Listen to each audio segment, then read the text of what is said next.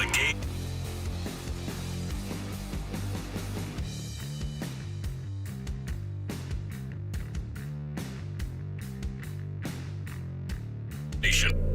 Sports Hub headlines. The Red Sox scored 8 runs in the second inning, took an 11-2 lead, and then had to sweat out some uncomfortable periods of time later on before holding off Oakland 12-9 at Fenway Park in the opener of a 3-game series. Wilyer Abreu hit a 3-run homer and drove in 4 runs to pace the offense, and Alex Cora's team is suddenly only a game and a half out of the second wild card in the American League. Like I told him just now, we talked about being greedy a few weeks ago.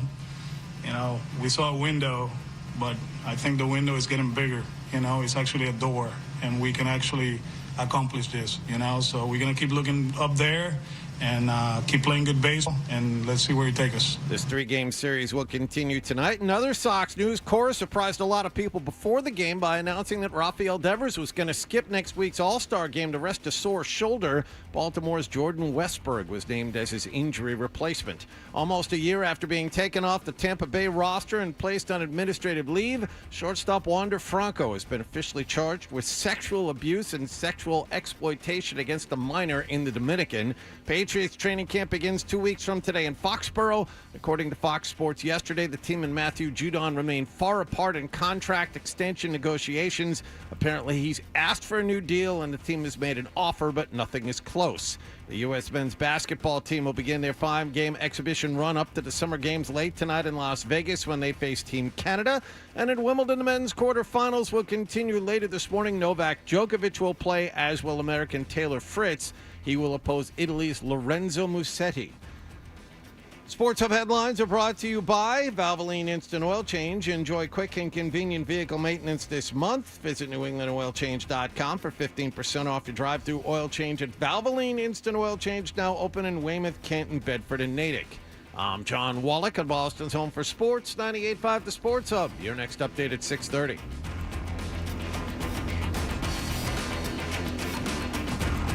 Start your day. Ooh, that's a good one. Work through your day. What's that thing we do at the end of the show? And end your day. I'm not giving you an opinion. I don't know. Right here. 98.5 The Sports Hub. Fred, hello. Hello. Hello. Mm-hmm. Hello. Hello. Hello. He's naked. He has a sword. Oopity up with a foot boom. 98.5 The Hub! Bruins are back from the West Coast. Cocaine and hookers. Yes. Na na na na. Is it okay to use this for the radio? Yeah. Welcome to the show. Hey, good morning, everybody. Good morning. We are Toucher and Hardy. How about that? Huh? And we're in the Town Fair Tire Studios, brought to you by FanDuel Sportsbook. Make every moment more with FanDuel. You can watch us on YouTube. It's very exciting. Hardy says hello on there.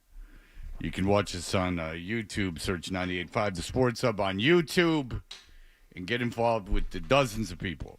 There is a online community, though, that is very that people love each other. They are friends, and so you can get involved in that community. I would call it a community of sharing, is what it is, Fred. According to what I understand, is that they're not and I think it's great, is that the majority, according to Hardy, the majority of the conversation is not applicable to what's going on in the show, which I think is a sign of a good community, is that they meet under the umbrella. It's like if you get a book club, I guess that's an example a lot of people can relate to. Mm-hmm. You get into a book club, and it's not really about the books. It's about the ladies getting together and having wine and kibitzing about what's going on in their lives. Sure. And so you meet under the umbrella of the Toucher and Hardy show, but then from there on you forge foundations and relationships. I said hello, and immediately multiple responses. Hardy baby, that was actually Nicholas. Dozens of people. Fred effing talks down to us, and I don't like it. That's from Jay. And then Fred, we love you too. And How did I just talk down to them? I think the dozens comment. Oh, Jesus Christ. That's making fun of me. How would there not being a lot of you be talking down? All right, let's explore this. This is interesting. This is how people listen to things and interpret them in far different ways than I intend them. Now someone says, we carry your show, Fred. Fair enough. I didn't say you didn't. But if I said there's literally dozens, who is that making fun of? The dozens in the chat room or the dozens watching it? You besmirched the masses. Oh, get out of here. I said I was making fun of ourselves, that we didn't draw a crowd. What does that have to do with you? You're on it. That's your decision. I didn't say that there's not enough people on it. I just complimented all of you for having a community. I just recognized you for what you were doing. How could you possibly take that as a negative? Holy moly. I understand people are viewing the world through their own prism. But my goodness gracious, that is a big leap. I thought I was talking them up, and then they think I'm talking down to them? My goodness. The ones I'm in contact with over email are very nice. Mm-hmm. But these seems like some scofflaws, some outliers. I don't care for them. There's a lot of chatter about this conversation already, and then you have their first person chiming in with an unrelated topic. My cat's breath smells like cat food, and then they'll be off on that. Yeah, so that's what I'm talking about. That's good. There's a lot of back and forth I on think that it's good. I think that it's good that there's a community there. I have to Jeez. walk my German American Shepherd while I have my first cup of coffee. There you have it. See, there's conversations. They've become a collective, a group of friends under a common interest. My Lord. I mean, it's a fellowship. It's like if you join a bowling league. You go out after the bowling league. You don't talk about bowling the whole time. The Red Sox played last night. I'll tell you what I'm enjoying. For $40, I got my son a ticket. He gets on the train. He goes with his friend. We take the train home. Cost me $40 total. $40. Where was the seat? I It was got him a only garbage $40. seat, and then they just moved around. They were playing the A's, Oh, that's so true. like Yeah, it wasn't not many people there. No. Yeah. So, he was sitting in a seat with his friend, and they don't really know how to handle it, like a seat that wasn't theirs, and I told them they should have just told the guy to go screw, but like a guy that wasn't in their seats was like, "Are these your seats?" And they were like, "No," because they're kids. And the guy's like, "Nice try, get out of here." And my son texted me, and he's like, "What should I do?" And I'm like, "Tell him to shut up." I'm like, tell him what is he? He's got no. Tell him to leave you alone. But they had already moved. I'm like, were they the guy's seats? And he said no. And I said, was he an usher? And he said no. And I'm like, he said they were like 50, and they were screwing with him. And I'm like, tell him to go screw. What are they? They're gonna citizens Fenway arrest police. you? Yes. Like, what are you talking to a 16-year-old for, creep? Like, why don't you just mind your business and sit in your own seat? What's creepier, sitting in someone else's seat or being in a seat that's not occupied and turning around and confronting 16-year-old boys? I'm going with the confronting 16-year-old boys not affecting your life. How about you don't communicate with them, you creep? And it's also something that if you haven't done it, then you're doing it wrong. If you haven't gone to a concert or a game or anywhere and moved down to a better unoccupied seat, then you're just not living. But you got to take a little bit here and there. No, you got to push the limit a little. Yeah, because I got him $40 seats because I could have gotten him bleacher seats, but bleacher seats I can understand not being able to move into like the regular It's area. a massive pain in the ass to walk all the way around. Also, Yeah. like if you're called out, it just seems like a lot. Like to go from Long walk back. right field. Yes. It just seems like you're maybe overstepping at that point. But if you're in like the grandstand and you move into the loge on the same side of the field, who cares? And unless it's your seats. If it's your seats, I kick people out of my seats. If you're in my seats, I mean, and I don't care, but I'll be like, hey, you're in my seat. Right. And are then you move. pissed? when it No, happens? no, I don't care at all. It happened at a Boogie with the Hoodie. And I just went, hey, you're in my seat. And then they went, are you sure? And I said, yeah. And I said, look, and sometimes I'm wrong. Sometimes I think someone's in my seat and they're not.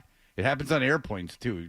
I get I misread the top of the thing. Oh, there was that happened to me the last flight that I took. This kid came up, and I knew I didn't like this kid just from what he was wearing and how he was acting. I could just tell. I saw him at the gate. Like, I don't care for this kid. And my daughter was the first one to point him out to me. She's like, yeah, you clocking that? I'm like, oh yeah, I see that. That kid's a real problem.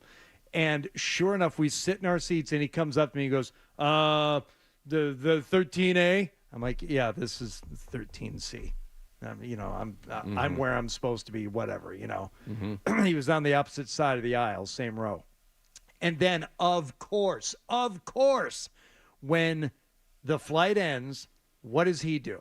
And he jumps up, climbs over people, tries to knock everybody out of the way to get off the plane as soon as possible, even though there are 40 people ahead of you. Gets 2 rows up in front of where he was sitting and stands there. Love those a-holes. They're fantastic. And it's they're not trying to make a connection either. It's the end of the flight. There's no I have to make sure I run across the entire terminal. You think I didn't watch where he went? Oh, you think man. I didn't watch to see where he was going? And it wasn't to another gate. No, he was going to ground transportation like the rest of us. Yeah, it is interesting because on the flight from Knoxville to Atlanta, and then Atlanta to Boston, right? So the flight from Knoxville to Atlanta, we got stuck on the ground. There was weather in Atlanta for an hour, and our connection wasn't for 2.5 hours. We had a 2.5 hour layover, so it was actually a gift that we'd had that.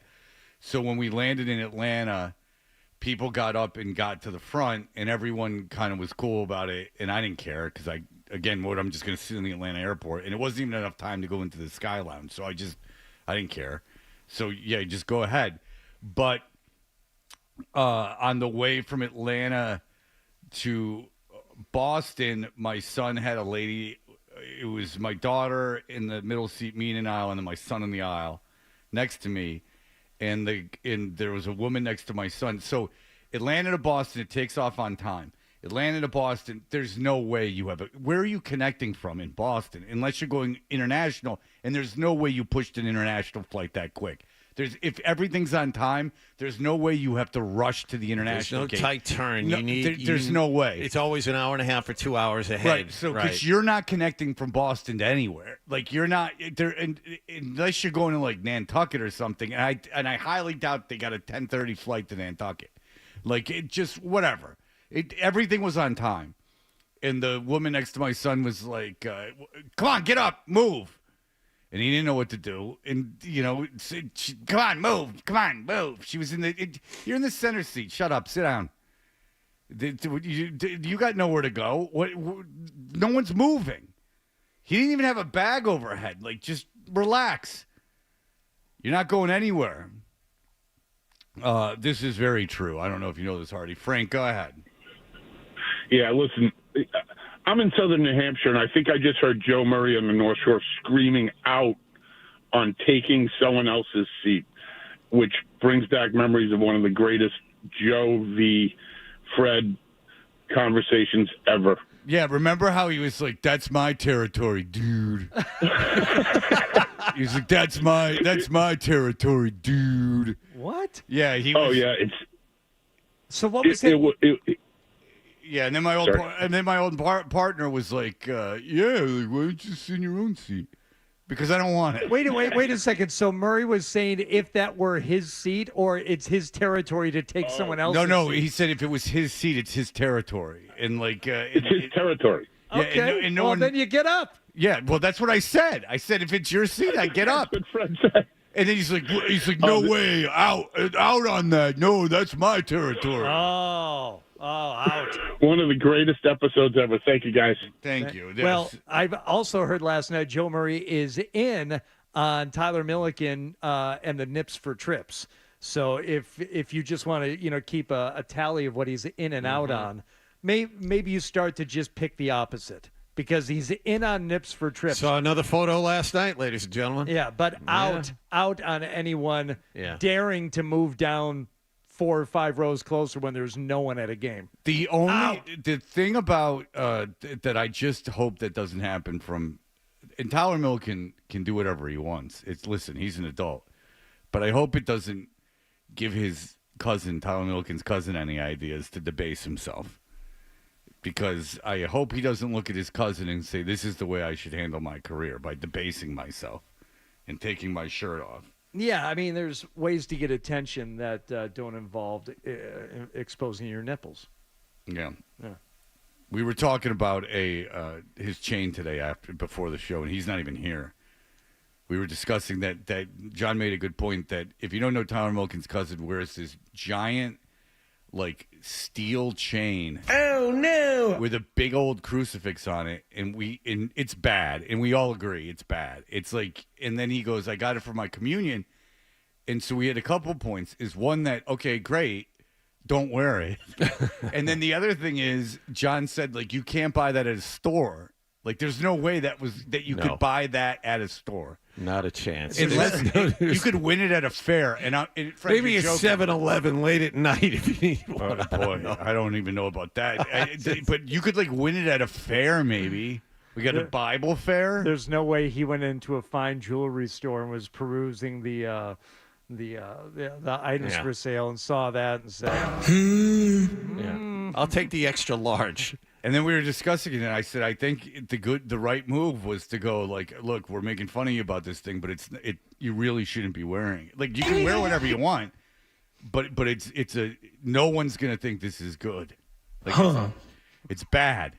If it was any precious metal, even, I would just go, okay, like, it's not my taste, but at least it's a precious metal. I mean, it's a hunk of garbage. And oh no! And it goes between. He's a large kid, and it goes between his breastbone. I mean, it's really big. Oof. So, I mean, I thought I was doing the right thing by telling him you shouldn't wear that. That's a bad idea. That's a really dumb thing you're wearing, and not for the religious symbolism, because of the cheapness of the metal, the size of the actual chain, and the size of the actual crucifix. It's the size of the crucifix is the size of something Mr. T would wear, not the chain. The chain would be much thicker, but just as long. The length of the chain and the size of the crucifix would be something Mr. T wore. Thanks, Sarah. But at least Mr. T's would be gold, which is, last time I checked, the precious metal. All right, did something happen last night, Hardy? There was a game. I thought my son was there. $40. That's right. Yeah. Got to take the train. That happened last night, and a couple other things. They built a soccer stadium in Everett. If you ever wanted to go to a game, he can't go there alone. I can tell you that. Why not?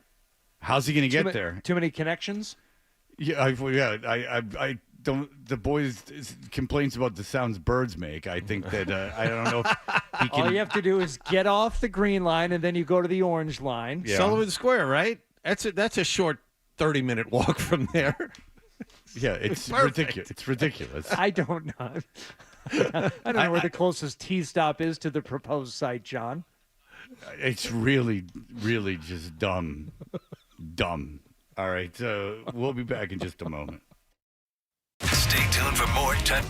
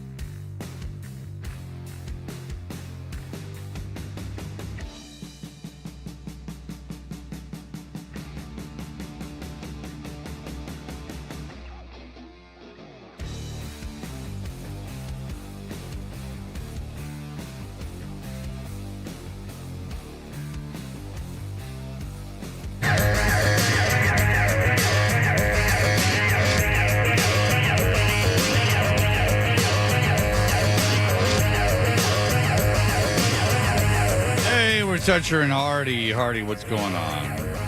Homestand continues for the Red Sox as they welcomed in the A's to begin a set last night. And as we mentioned before, nipples were being exposed all over Boston. Pitch hammered down the right field line, guided. A fair ball. This could be dangerous. That's going to rattle around. Here comes Smith, rounding third. He's going to score. Cedon into third base. And a triple. Red Sox up 4-2. Cedon Rafaela with the triple. Tyler Milliken's nipples came out en route to a 12-9 win over Oakland. Thank you to Nesson for that sound last night. As the Red Sox, we were just talking about, have managed to work themselves into a wild card spot at the moment. You have their winning record over the last 10 there, John? Do you have, or even off They've the won top of your head? They've won 8 out of 9. 8 out of 9. Yeah. So that's where they're at right now. A lot of offense last night. Don't get out. There's a deep drive right field. He hammered it. Butler back to the bullpen, and see you later. Abreu crushing one out of here for a 3-run shot. And the Red Sox busted wide open early at Fenway. Brian Bayo, by the way, was on the mound last night. He got the start, trying to improve on that 5. I think he came into the game with just something over 5 for his ERA, and threw a lot of strikes last night. That was good.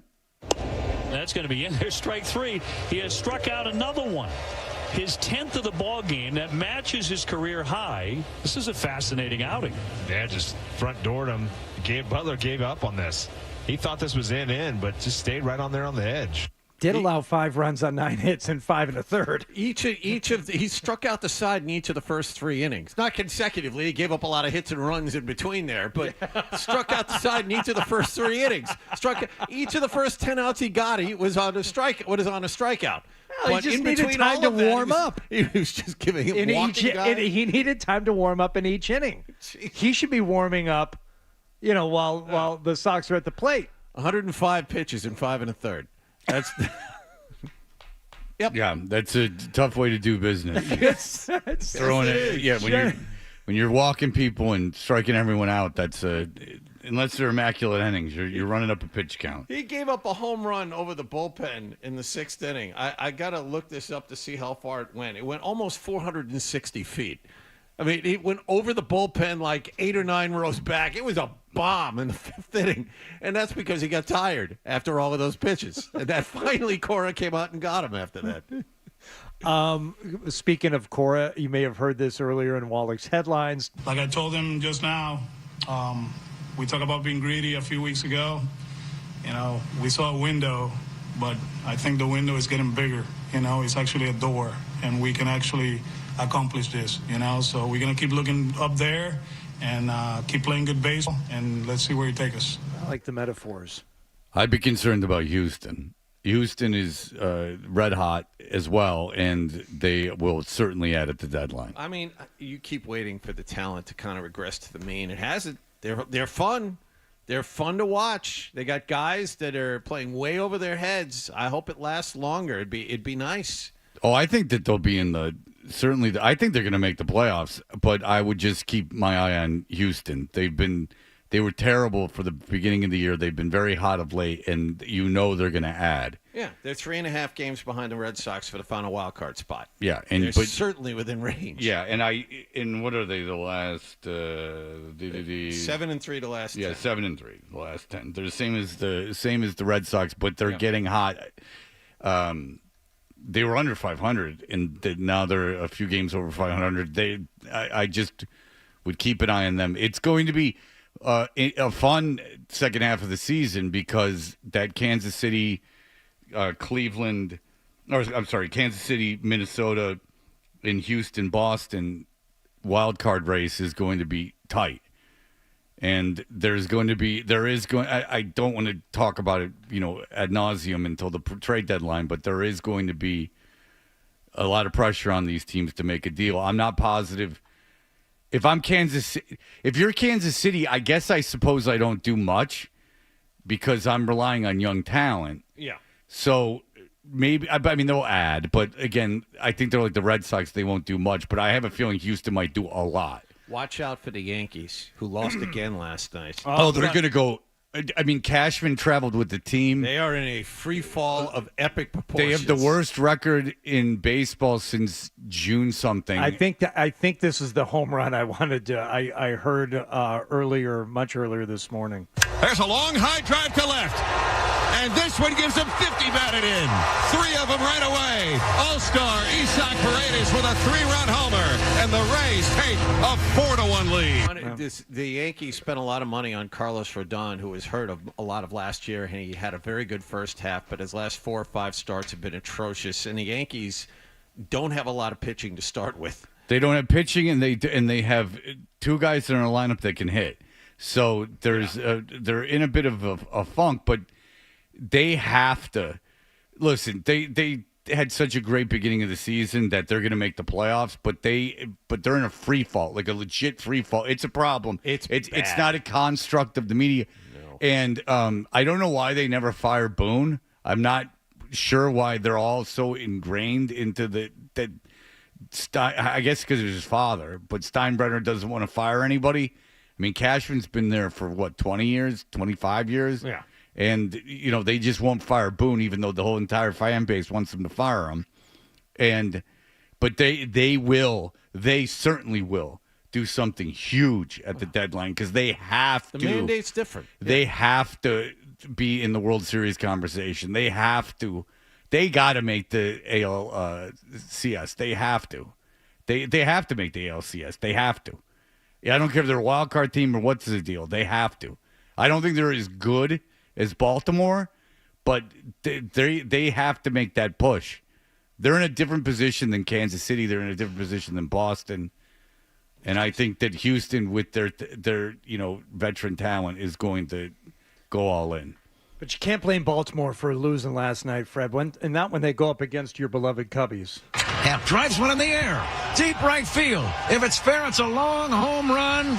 3-run homer, Ian Happ. Get out the tape measure for Ian. A long blast. That's Cubs radio. Wow, that's Cubs radio? Let's sit back and listen. Who's that guy? That's a lack of talent right there for that team. Good for Craig Counsell and good for the Cubs for giving him all that money. Everyone predicted them to win the baseball that division. Monty Williams, yep. I believe that's Pat Hughes, play-by-play announcer for the Chicago Cubs on 670 The Score, radio home of the Cubs. Pat Hughes has been a guy there for a while, right? Yeah, well, Steve Stone moved to the White Sox broadcast, so, anything goes in Chicago nowadays. Well, you got my boy Stevie Stone, who used to be the straight man to Harry Carey. Have you ever watched on Instagram Harry Carey highlights? I know everything, but he really wasn't good at describing what was going on. There'll be stuff from games there was a fan interference thing, and not the Bartman one, but there was a fan interference thing, and Harry Carey. Oh no, I'm sorry. Yeah, there was a fight on the field. There was an overturned call, and there was the initial call was made by the umpire, and the Cincinnati manager came out, and they started arguing and going crazy. So the ump overturned the call. This is before replay. So then the Cubs came out and started arguing, and then there was a big brawl, and Harry Carey's describing none of it. He's like, now they're running. How about that? Oh. How about that? And you're like, well, what's going on? What was the original thing? Because I don't know, because they're showing it on TV, and I don't even know what the original call was. I wish you could see what I'm seeing. Exactly, and it's television. But what was the call? He got away with a lot. Apparently, very, very generous with his time. Mm-hmm. He did not like to be alone. So this is the big story on Harry Carey. Oh. So he would go out after games and deliberately seek people out, seek fans out. In fact, my friend Jason, the best man at my wedding, his dad was at Harry Carey's bar, and Harry Carey came and sat down. Yeah. And just hung out for 2 hours. and they enjoyed it immensely. I've read stories after games he wouldn't leave the ballpark. I mean, he'd always stay in the immediate area of the ballpark for that reason. Yeah. He had to go drink with people because the last thing he wanted to do, which is the opposite of John Sterling, the Yankees baseball voice, is to go seek people out. Sterling would go home and like watch soap opera reruns all night and then go back to the ballpark the next day. Carey would never leave the ballpark. He'd go drink it like Murphy's on the corner there. Or drinking Harry Carey's. Do you know why he was why he started as the radio voice of the St. Louis Cardinals and no longer was the radio voice of St. Louis Cardinals? No. He banged the owner's wife. Huh. There you go. Harry Carey did? Augie Bush's wife. He was a young Harry Carey. Banged Augie Bush's wife. What was her story? I don't know. She couldn't resist. I mean, Harry Carey was no handsome young devil, but he was a young man. I mean, he was probably 30-something, 32. And oh yeah, okay, I can see that. Yeah. For all stories are that he plowed the owner's wife, so he had to move to Chicago and do the Cubs games. Those atrocious teams in the '80s that were on Superstation, WGN. Mm-hmm. That Ferris Bueller made so popular. All right, when we come back, Hardy, what are we going to talk about? I need to know. I'm chomping at the bit here. Clay Thompson talking about his new team and something that you inquired about yesterday, Fred. I have the answers that you sought, and I will give them to you next. Oh, you're going to tell me who Keegan Bradley is. Very good. You already knew. I already knew. All right, we'll be back in just a moment. Here are the headlines. Sports Hub headlines. Red Sox opened up a 3-game series with Oakland with a 12-9 win last night. Dominic Smith and Wilyer Abreu both homered in the win. Nick Pivetta faces the Athletics tonight. In other Sox news, Rafael Devers will not play in the All-Star game next week. He's going to rest a nagging shoulder injury instead. He's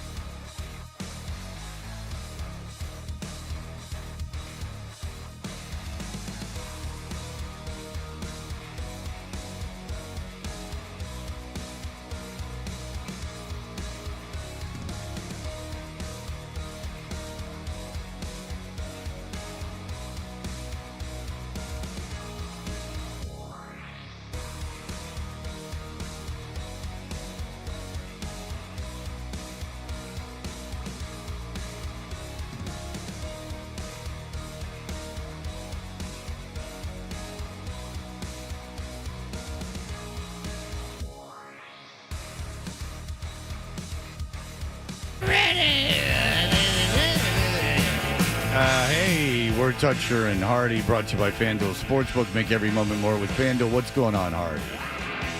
Klay Thompson's got a new team, joining the Dallas Mavericks. What attracted you to Dallas? Dallas was so attractive because of the young players they have, the style of play, world-class treatment these players get from this organization, and just a beautiful city who loves their hoops.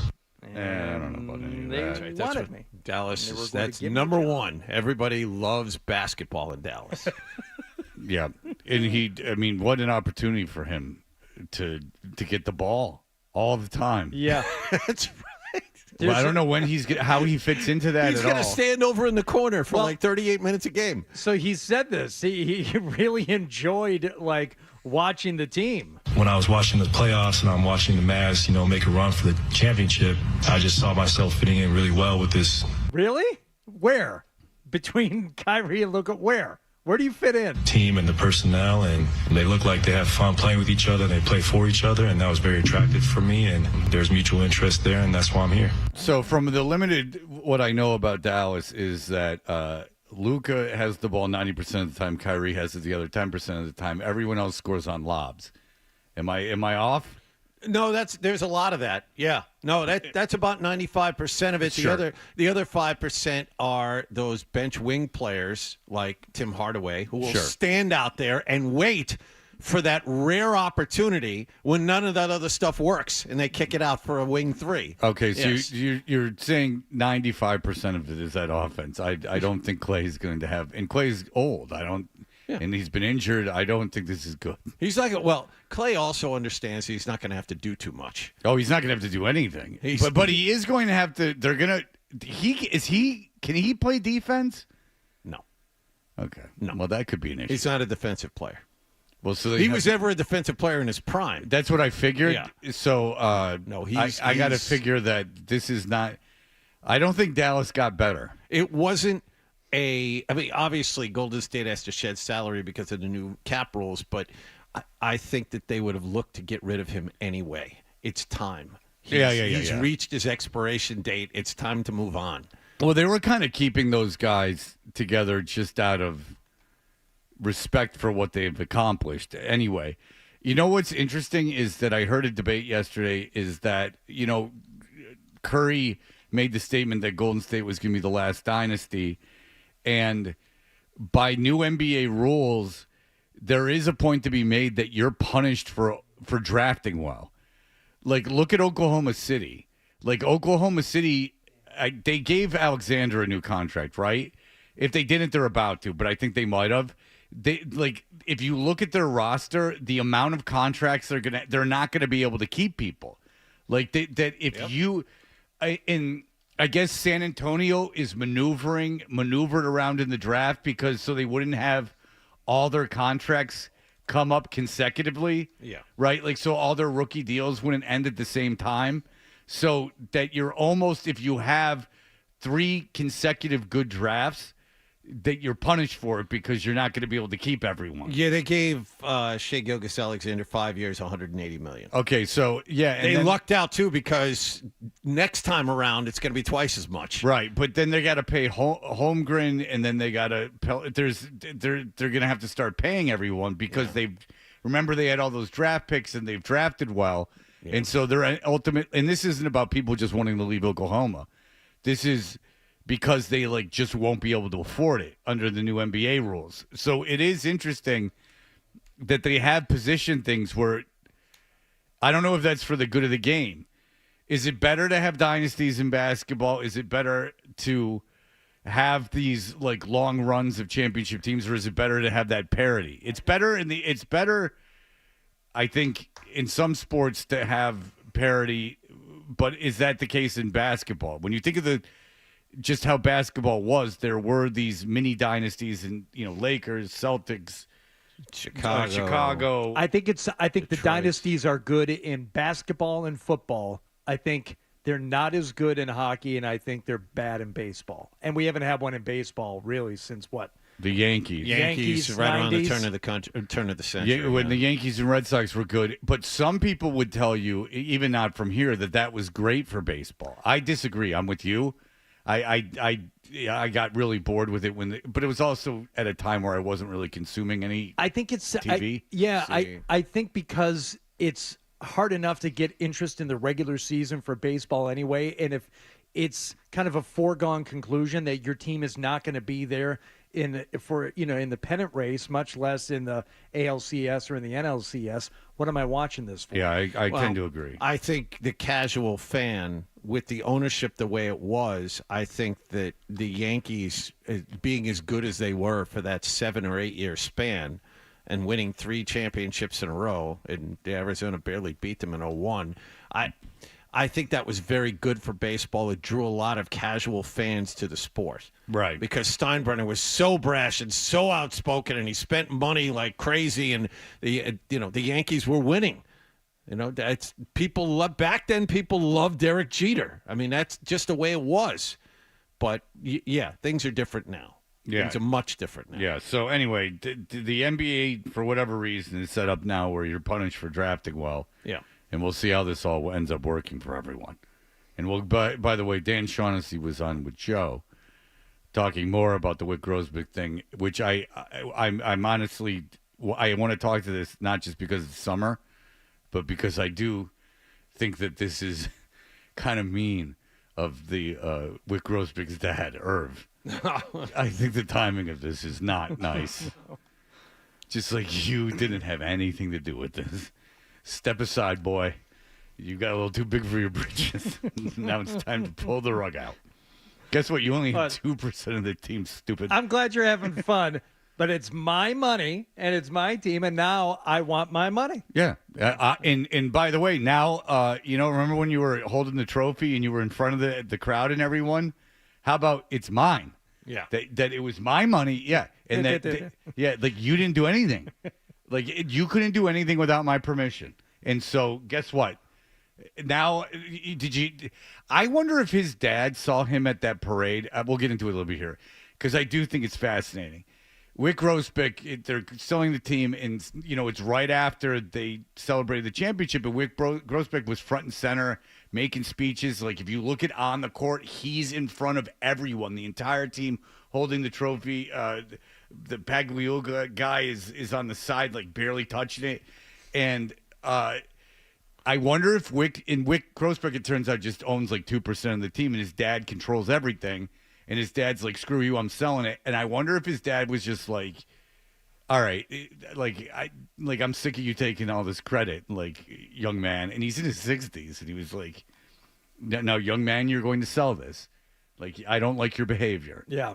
There's more there. We talked about it some yesterday, but it's a fascinating turn of events. The timing of it and the structure of the team, which nobody really seemed to have a really good handle on beforehand. So, and then I heard different things on like the estate tax and getting your affairs in order. In that there are organizations that have had there's a bunch of organizations that have stayed in families, in cash poor families too. Like the Davises and stuff like the Davises and in Cincinnati, the whoever Cincinnati, forget the owner in Cincinnati. They've had it forever. They're cash poor, but there are, I guess, like the Maras had some kind of like where they sold half the team or something like that. Or you set up some kind of court. It's like, didn't you ever put together an LLC? There's commercials for it in the overnight. I think there's ways of doing things where you don't have to it doesn't completely make sense that you couldn't hand the team down without handing the government billions of dollars in the process. Because again, I didn't want to say it yesterday because I wasn't, but like billionaires don't really pay taxes. Like they're not the ones footing the bill. Right. If you see what Elon Musk and Bezos paying taxes, it's a big problem. Yeah. Go ahead, John. I was going to say Mike Brown owns the Mike Brown, yeah. Brown. So I was right. Mike Brown. So yeah, the Browns are cash poor, and I think that's been in their family forever. Yeah. So, but later on, we have Shaughnessy called into Joe Murray a couple of nights ago. Yeah. It was good to hear Dan's voice, and we'll. Did he put any pencils or Q-tips in his hair? Thought about it while I was listening. Top to 5 it moment in show history. Oh God! Yep. Fred, you asked yesterday a couple of questions that I sadly did not know the answer to, but I have the answers for you this morning. after 2 days of fierce competition at the Mass Amateur Championship being contested at Framingham Country Club, we now have 32 players advancing to the match play portion of the event, with Matt Cowgill playing out of Granite Links, who are in the Harry B. McCracken medal for the best score in stroke play. Oh, that's a 9 shame. under 135. Did they name that for him out of respect for all the abuse he took as a kid? And then Harry McCracken? Harry, yeah, well, his name wasn't Phil, at least. It could have been so much worse. Yeah, I don't know. There was a guy that advertised on radio in Detroit named Harry Glands. Oh, no.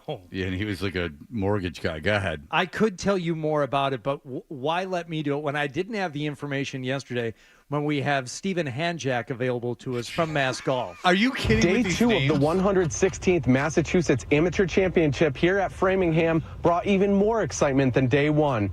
I'm Stephen Hanjack for Mass Golf, and while it was a 4-for-3 playoff that ended the day, it was Matthew Cowgill's fine play that defined it. His 9-under total earned him medalist honors. Why wouldn't you change your name if your name was Hanjack? Why? What was the first name? Stephen. Stephen Because Hanjack. it sounds I like know he's him. using his hand by jacking. Okay, well, that is a last name. You would have to change your last name. Yeah. I Oh, would change my last name. I would say that the language has evolved to a point where I'd have to change my last name. Stephen, I apologize for my co-host once again. That had never even crossed my mind. You are a filthy boy. You're just a John, when you dirty heard guy. Hanjack, That's did a you? front. Come on. Of course I did. How could? Did you, as someone who's been made fun of the name Toucher? Can we listen to Mr. Hanjack talk about the McCracken Award, please? I felt like the ball striking was there, my tee ball especially. Yeah. Striking or stroking? That's Mr. Cowgill now. Medalist. Because Cowgill's no great name either, but I mean, at least it's you not. can kind of make something of, but not really. No, You know? not really. No.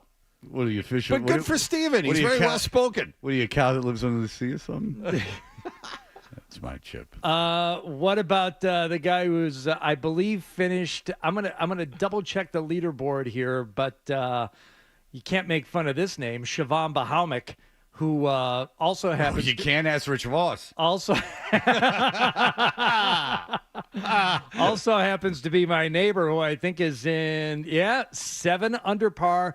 Opened with a 69, shot 68 yesterday. Wow. So he took second place overall in stroke play, and match play starts at 7:30 this morning at the 116th Mass Am there at Framingham Country Club. How did Bryce Behringer do? And a man named Haywood, last name Shablomi, will be there as well. All what right. about Mr. Hunt? How did Michael do? I don't know. We have an intern, one of these Hofstra kids that I've taken under my wing. Was he there in studio with you that day? Oh, you better believe it. He was sitting there watching you? When I was at Hofstra, Yeah. and I've taken to mentor some of these young men, and he's here, and he's a can-do kid. How does he compare to Tyler Milliken's cousin? Well, we're about to find out. We're about to compare the two, and we will see how we do. All right, we'll be right back. You're listening to Toucher and Hardy on the Sports Hub.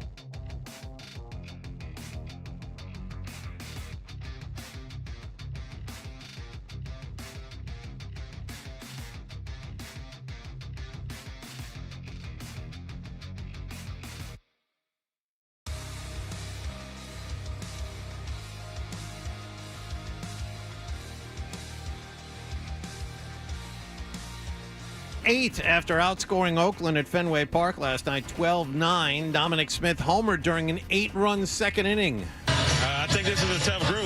We show it day in, day out. We come out.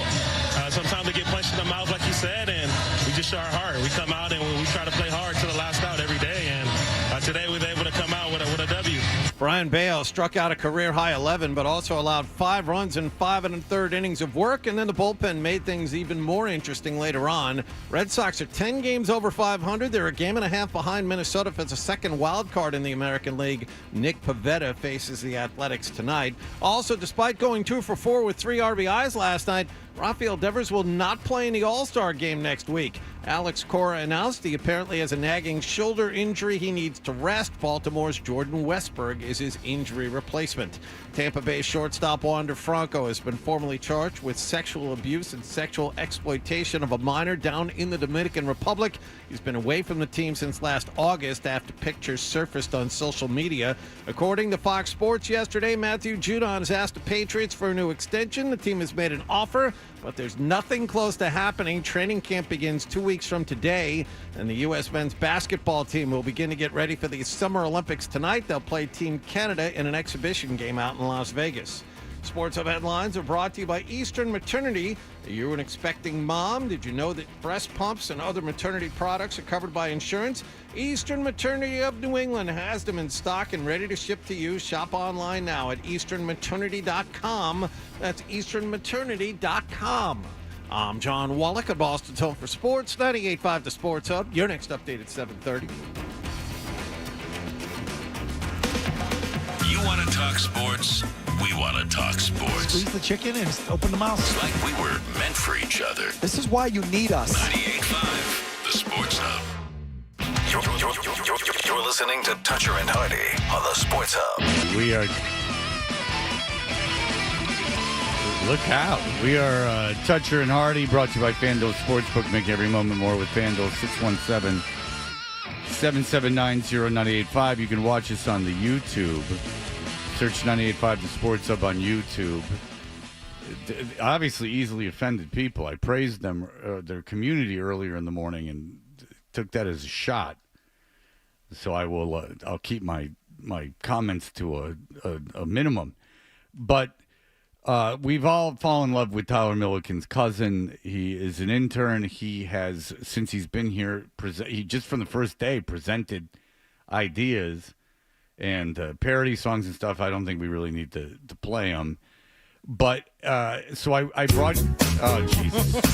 Well, you can't bring it up without having at least a moment or two. You got to play the hits. He was more like single zero for a logo 3. He doesn't mind, but what he said was, I am the one. He doesn't mind, but what he said was. Dance on the floor in the finals. Anyway, so he's hanging out. So I did a show from Hofstra University. I spoke at a convention because my agent was like big into Hofstra. And so when I was at Hofstra, there were all these Hofstra kids, because they have like a professional radio station, and the guy that runs it was a big programmer in New York City. He was with that big top 40 station, Scott Shannon station in New York. He's like a real like big shot radio guy. PLJ, yeah. So he was there. So I mean, he was one of the biggest programmers in the country, and he runs Hofstra. It's the best college radio station I've ever seen. I don't know if it's the best on air, but in terms of equipment. And I was there, and all these kids, of course, are marveling at me. They're like, oh, my God, I can't believe I'm in the same room as a local Boston radio personality. Sure. And several of them said, I'd be very interested in interning. And I said, okay, I'm going to start mentoring you guys. But part of the mentoring process is the reality of the business, Hardy. And the reality of the business is our own producer, Dan O'Brien. There's 2 things about radio you should know. That Dan is the producer of the #1 show on the radio in Boston. And has been for a while. It has been for a long time. Day one. And no one cares anymore. Even when we win by 6 points, it's not enough, according to the press. Nope. Things are getting too tight. Another station did well. There's Another 30 show, stations. Another show did well. I don't know So about I wouldn't say the there's station. a 30 stations in the market. We're not number one anymore? No, we are certainly still number one. By more. I would gather we're number one by more than any other show in any other major market. But like anytime when anyone's within 7-8 points of us, it's considered close. And by the way, when you see the ratings in the newspaper, this is almost my pride. Like if it lists EEI, that's just because EEI is number 2. It would be number 2 in our day part. The other shows, EEI is not number 2. Another show's number 2, but that doesn't get reported, and it drives me crazy because it's my own pride. It just drives me crazy. Like you're not seeing. Forget it. It doesn't matter who's number 2. But anyway, it's neither here nor there. No one cares until we're not. And when we're not, then that will be big news. And then, but in the meantime, it's no one cares. But nonetheless, so but I have to tell you that the only reason I bring up being number 1 is that you'll have to know that if you're getting into this business, 2 things that can happen. One, young Nicholas obviously got paid by Putt Shack to make a video, and he put it up on our account, which I don't think he should have done. But I'll let him hustle. I'm not gonna. I didn't call him out behind the scenes, but he made a video for Putt Shack, which they obviously paid him for, and then he put the story on the Toucher and Hardy page, and but I don't think you should have done that, Nicholas. It was for an article. It's part of but let's be honest. Let's be honest, Nick. Is it really? Nick, let's be honest. You did that to get clicks on the. No. Yeah, I know what you did, and I'm not mad at you. I know. But you didn't do that for an article on the website. You did that to get paid by Putt Shack. I didn't get paid by Putt Shack. They gave you free food and free putting. You made a deal with them to make a video, Nick. You didn't just I'm not going to say it on the. Okay. Okay, right. but you, Nick. Okay, I don't think you edited a video of you, your wife, and your kid eating the food at Putt Shack and reacting positively to it, just for fun. Right. Nick, let's put it this way: if you did, it looks like you didn't. Okay. Okay. It looks very much like what everyone else on Instagram does. It looks a lot like Kendra at any of her various things that she goes to. It's obviously she's getting paid for it. All I'm saying is do whatever you want, and I don't even mind that you put it on the Toucher and Hardy thing. But I'm I'm letting you know that I know you did. All right. So anyway, so he's doing that. And now Dan is the big producer, but Nick makes great videos, so I'll let him slide. And he doesn't make any money, so you do your side hustles. That's fine with me. But Dan has been in the business longer than me, and he's been in management and everything. He's the big producer of the show.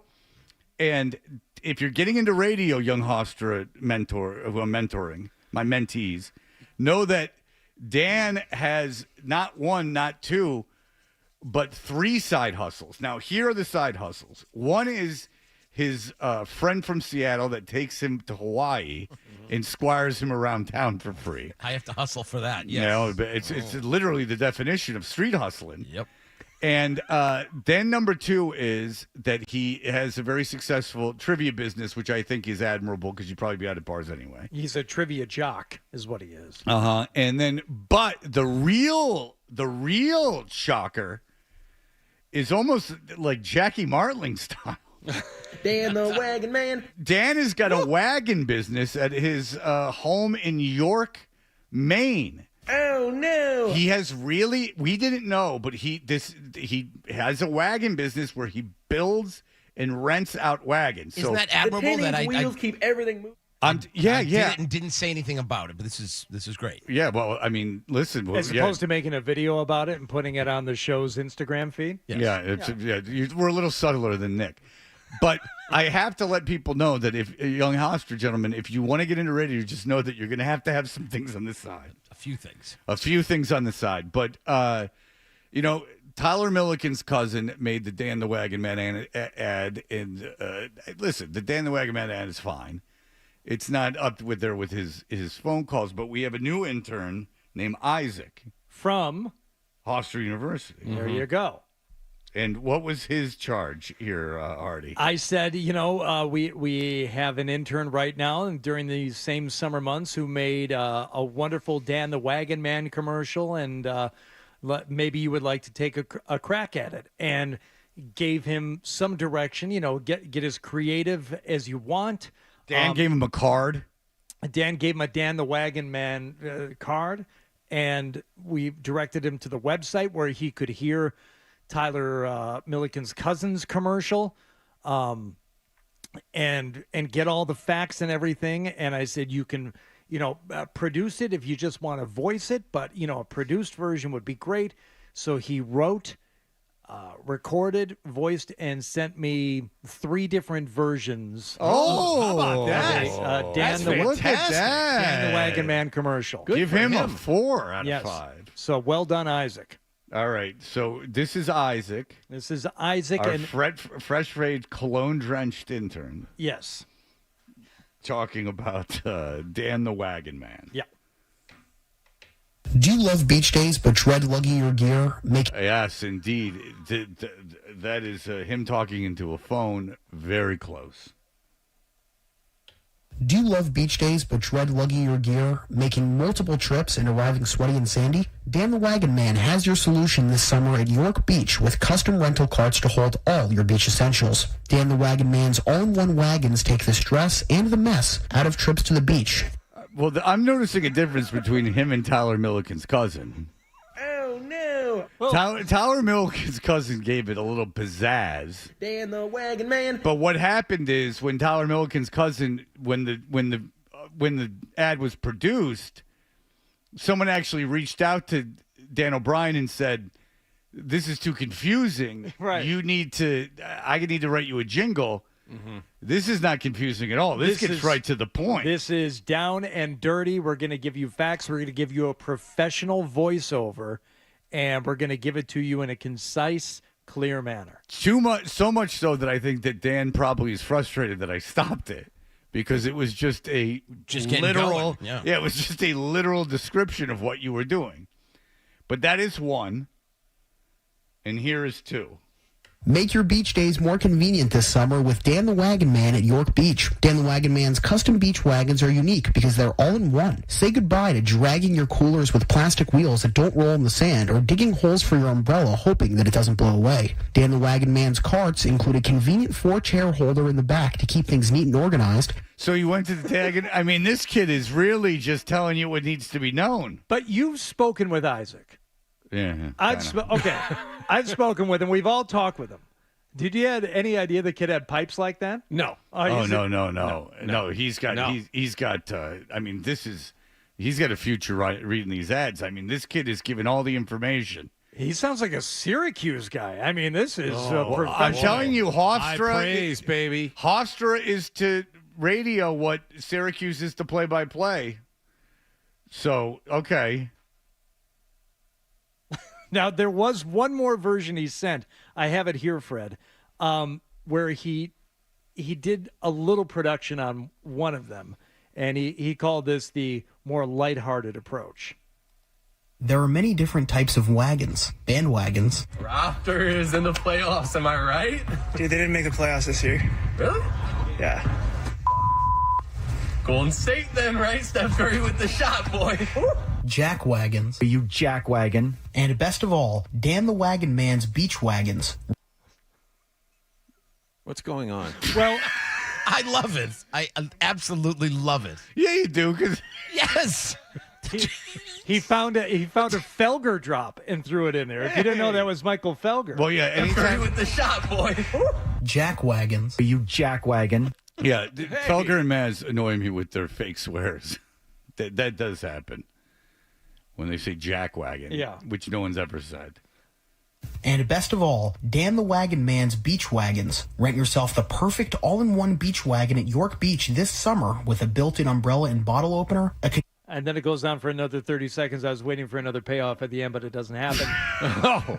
he gets all the, and then it's like down to business. Yeah. All right, we're gonna have a couple of chuckles together at the start, but then it's time to start. Yeah, let's You stop need to know screwing around. stuff. You need to know things, Yeah, and like- I'm here to tell you. Yeah, like this is the facts. I started thinking like, he's got a great voice. He's got a great delivery. The writing is terrific, but I'm thinking, how does it make its way onto the radio, onto different formats, and really grab people's attention? I had one idea. Say goodbye to dragging your coolers with plastic wheels or picking holes for your umbrella hoping that it doesn't blow away. Oh Head to danthewagonman.com. You know, you have to scare people. They have to be so scared not to own one of these wagons that they run out and rent one immediately. But what you're saying is what you need is Tyler Milliken's cousin and him to be almost a team, like in Mad Men with the lady and John Hamm. Like you need two creatives to go in and pitch the idea. One's the lighthearted, zany one with the big crucifix, and the other one is Isaac, the straightforward information guy. Sure. Either that. Every great comedy team, a straight man and a big goofball. If Isaac chooses to stay this route, and I felt bad after that, I'm like, the voice is too affected. It's changing who he is. Be true to yourself and just do this type of spot for an entity that will not corrupt your art. The following NPR program is brought to you thanks to the generous support of this sponsor. Make your beach days more convenient this summer with Dan the Wagon Man at York Beach.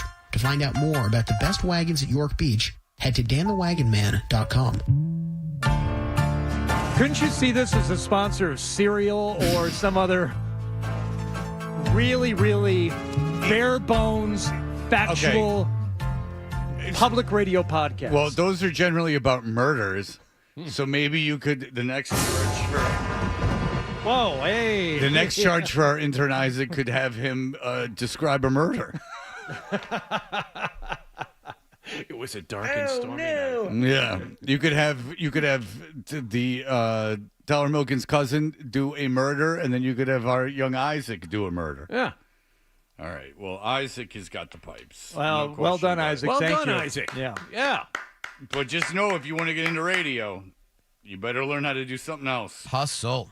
You got to hustle, or at least find a man to squire you around. And if you ever want to get out of this, get out of the continental United States. Contiguous. Yes, you want to get out of the... the continental United States. You got to get out. If you want to get out of the continental United States, you got to find a man. He just wanted to say contiguous. Let him say it. Because I don't think I was mistaken in what I said. No, you weren't, but But I mean, it's not on the continent. But it's very Hardy-like what you did, Dan. And hearing someone else do it, ugh. That's like when you get really angry. I go, do I do that? That's the thing, is that you just know, young Isaac, that you are going to have to charm a much wealthier man to squire you outside of the continental United States. You're still younger. And, you have time. and younger, man. Yeah, I mean, Dan has got a certain joie de vivre that even at his age still allures the wealthy and the young. It's that head of hair. Yeah. Yeah. Did you ever see the Will Smith film? What was the one that he did, the serious one? Oh, Jesus. It was like one of his first ones. It was like a serious one. He was really good in it. 6 Degrees of Separation? It was when he played kind of like the Dan character, where he infiltrated a rich family due to his charisma. I think that's 6 Degrees of Separation, the one with Donald Sutherland. Okay. All right. And he plays Sidney. He pretends to be Sidney Poitier's son. Ah, that is kind of what that's what our own guy is doing here. Who? Dan. He's pretending to be Sidney Poitier's son? Yeah. He is saying impressive. You know what? It took me a moment, but now I got it. He is. Yet guess who's coming to dinner starring Dan O'Brien? All right, very good. I am looking for it. Because I think it was something else, but I will see. 6 Degrees of Separation is a 1993 American comedy that drama. That's it. All right. Well, very You good. didn't want that to be the name of the movie. He didn't. Why not? You didn't. No, I didn't want that to be the name of the movie. I wanted it to sound way gayer. To be honest with you. Oh, no. Right? That was what I was looking for. A super gay title. Like The Boys, A Little Romance that he was in. The music video. All right. We'll be back in just a moment. This whole Wick Grossbeck thing really is very interesting to me. I am fascinated by it. It's really a shame, and it's quite humiliating. And I feel very comfortable saying that. If I was Wick Grossbeck, I would be a little humiliated. He's really, his father's not being very nice to him. Let's just put it that way, in my opinion. We will return with that information. At DanTheWagonMan.com. Toucher and Hardy.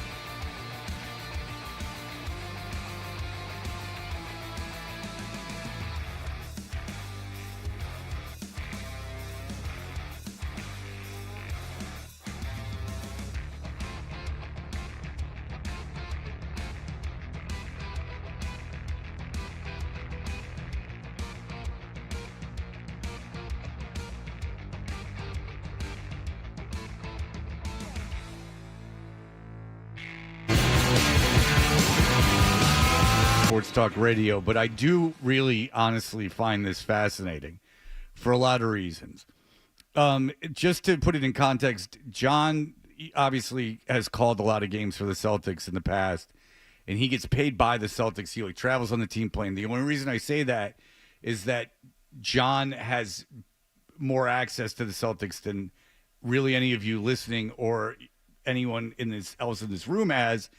And John was under the impression that Wick Grossbeck owned the Celtics, like that it was Wick Grossbeck who made the money and bought the Celtics. So, so I don't feel bad about thinking that. I believe 99.9, if not 100% of the fans of the Boston Celtics thought Wick Grossbeck owned the Celtics. Wick Grossbeck was being praised as this like incredible owner. He was being I think he even made sort of comments reacting to John Henry, people were like, well, John Henry won't spend any money. Look at Wick Grossbeck. He's the best owner in town. They win the championship. Wick Grossbeck. So if you buy a team, unless it's just a calculated business decision, which I don't know why you would do it, which is a conversation. I don't know why. Once you're a billionaire, anything you do is going to make you hundreds of millions of dollars. It's just the nature of money. I don't know why you would buy a team unless you wanted to be loved. I don't know why you would be a team to invite ridicule. So I'm guessing the reason that Wick Grossbeck, and I'm judging by his behavior, wanted to be involved with the Boston Celtics was for precisely what happened this season. They won. If you look at the photos taken on the court after the championship game, Wick Grossbeck is literally front and center, both hands on the trophy, holding it in the air while everyone's gathered around him. He had a parade where over 1 million people went and cheered his name. Now, if you're an extrovert from this area, I'd imagine that once you achieve this certain level of financial success, that's the height of your experience. To be praised by millions, it's why people become dictators. It's why it's the acceptance and love of millions. That is what you're buying when you buy a team. I mean, it really is what you're looking for.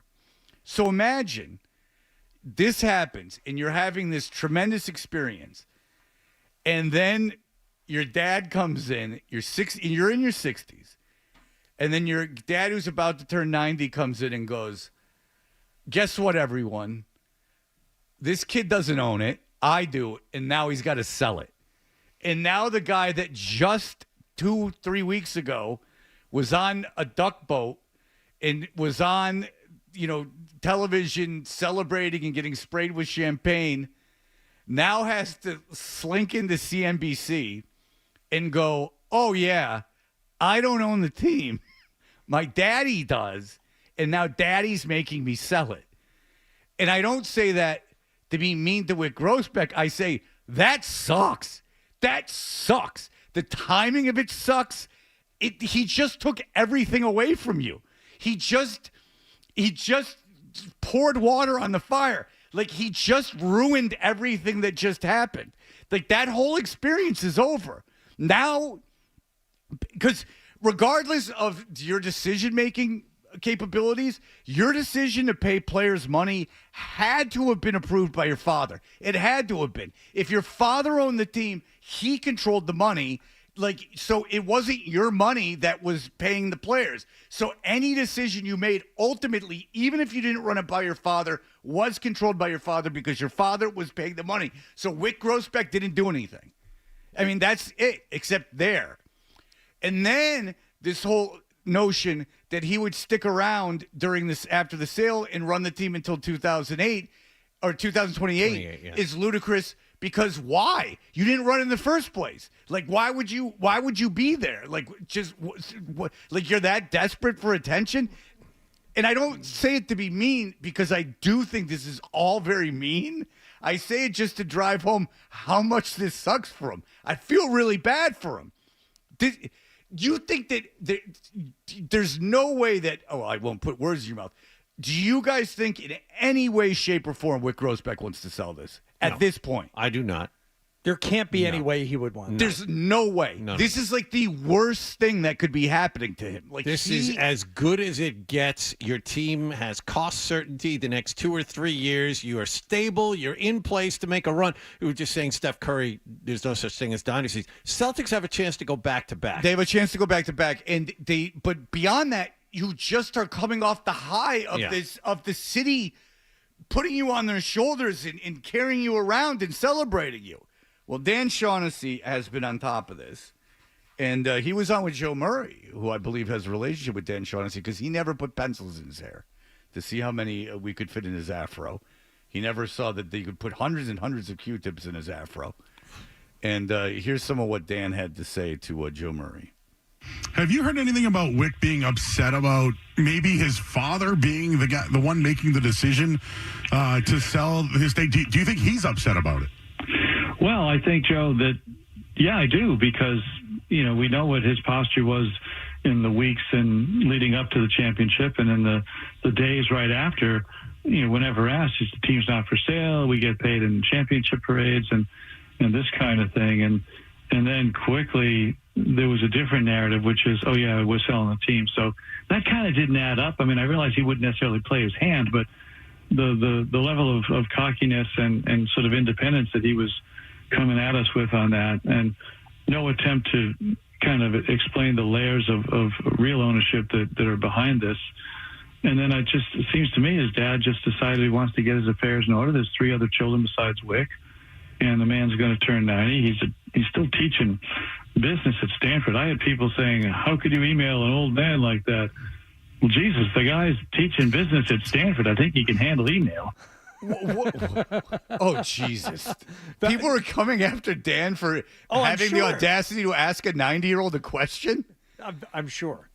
A billionaire 90-year-old. Leave him alone. Leave him alone. He's selling the Celtics. Dan's going to be too tough on him. And by the way, I don't know if we have this clip because it's just a very minor part, but Irv Grousbeck, and thank you for Dan for clearing up that he does have other kids, which explains some of this better, is that which makes it even kind of worse for Wick, because I was under the impression Wick was the only kid, and if he has siblings, like, wow, you really had no business doing this. But Irv originally agreed to talk to Dan, and then nicely backed out of it, thought better of it. But so if you for under no reason just wanted to get mad at Shaughnessy for that, even though I logically can't think of any reason, in fairness to Shaughnessy said originally Irv Grousbeck was like, yeah, I'll talk to you. And then he was like, hey, really, I'm sorry, but I guess it's probably not a good idea given what's going on right now. So it wasn't like, he went, he's still has his faculties about him. He's still teaching. Well, regardless, I just don't know why you can't ask a just because the guy's living. Of course you can. Something you mentioned earlier, too, which I find interesting.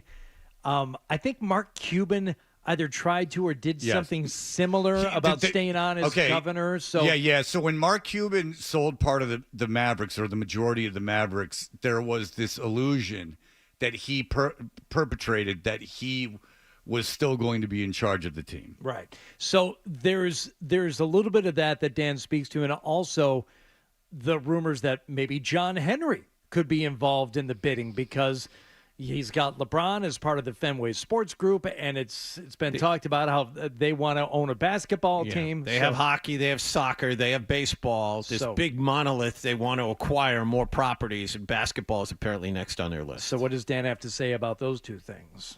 I think it's not going to be FSG. I think that John Henry does not want to be paying rent to the Boston Bruins. I don't think he wants any part of the luxury taxes that are coming with this team. He can't sleep at night over baseball luxury tax. So I don't think that he wants to take on what the Celtics have committed to down the road, or pay rent to the Bruins.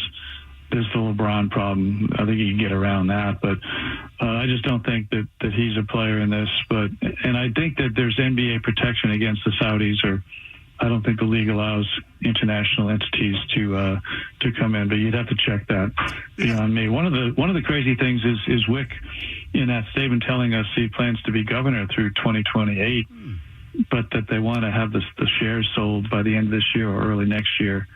Well, don't you think whoever takes over the team and buys all that stuff and becomes the majority owner, they're going to want to be the governor or name the governor?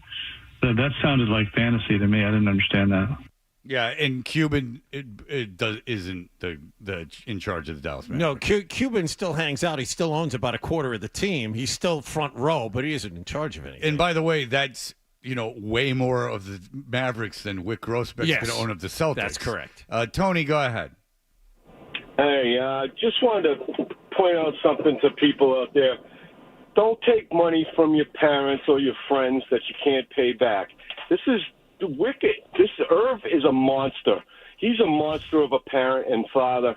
And I don't know what Wick has done to this guy to deserve this treatment from his father. And I'm sure Irv doesn't see Wick as anything more than a pawn in his scheming, lousy life. Because, there's nothing. Irv doesn't need the money that he's going to make from the Celtics. He's going to be dead in 2 years. There's no reason for him to force the sale of the Celtics. And, if a decent father would just say, yeah, here's the Celtics. He's got billions of dollars. The Celtics is a toy for Irv. He's not. This is part of his portfolio. What does this guy think he's going to do? Take it with him? What a scumbag this guy is. This is a warning to people just in general. Don't take money and base your life and suck up to people that give you money. Just make sure you can pay it back. Whatever you get from somebody, make sure you pay it back as soon as possible because you don't want that crap hanging over your head. Well, Tony, I think I love you. And I'll also say this, is that, but two things. Isn't it also a lesson, be more honest? Like, don't parade around like under false pretenses because that rug can get taken out of you, under you at any moment. And that's like this when is it really sucks. I agree with you, Tony. I think that this is almost punitive seeming to Wick because of the timing of it.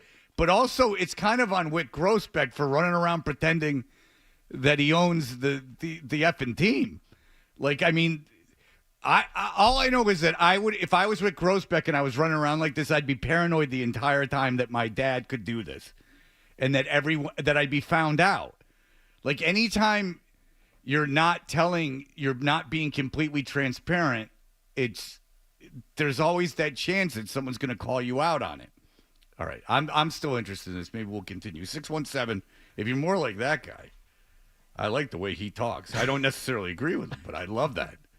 Sounds like he's been scarred. You come in like that. I like that. I have not heard the take to that extent. I have heard something much softer, which is you give your kid a toy, the ultimate toy. What do you want? I want my own team. Here it is. And then when you have just mastered the toy, it's your favorite toy that you own, and I got it. I got to figure it out. Okay, now we got to take it back. I got it better. Okay, your kid turns 16. Car pulls up. They did it on It's Always Sunny in Philadelphia. Lamborghini pulls up. Sweet D comes out, his daughter. She goes, "Oh my God, a Lamborghini! I've always wanted a Lamborghini." He goes, "Yeah, you like it, huh? It's your birthday." She goes, "Yeah." He goes, "It's mine." There's actually an episode of Always Sunny where Frank does it to Dennis and D. All right, we'll be back. Here are the headlines. Sports Hub headlines. Red Sox held off.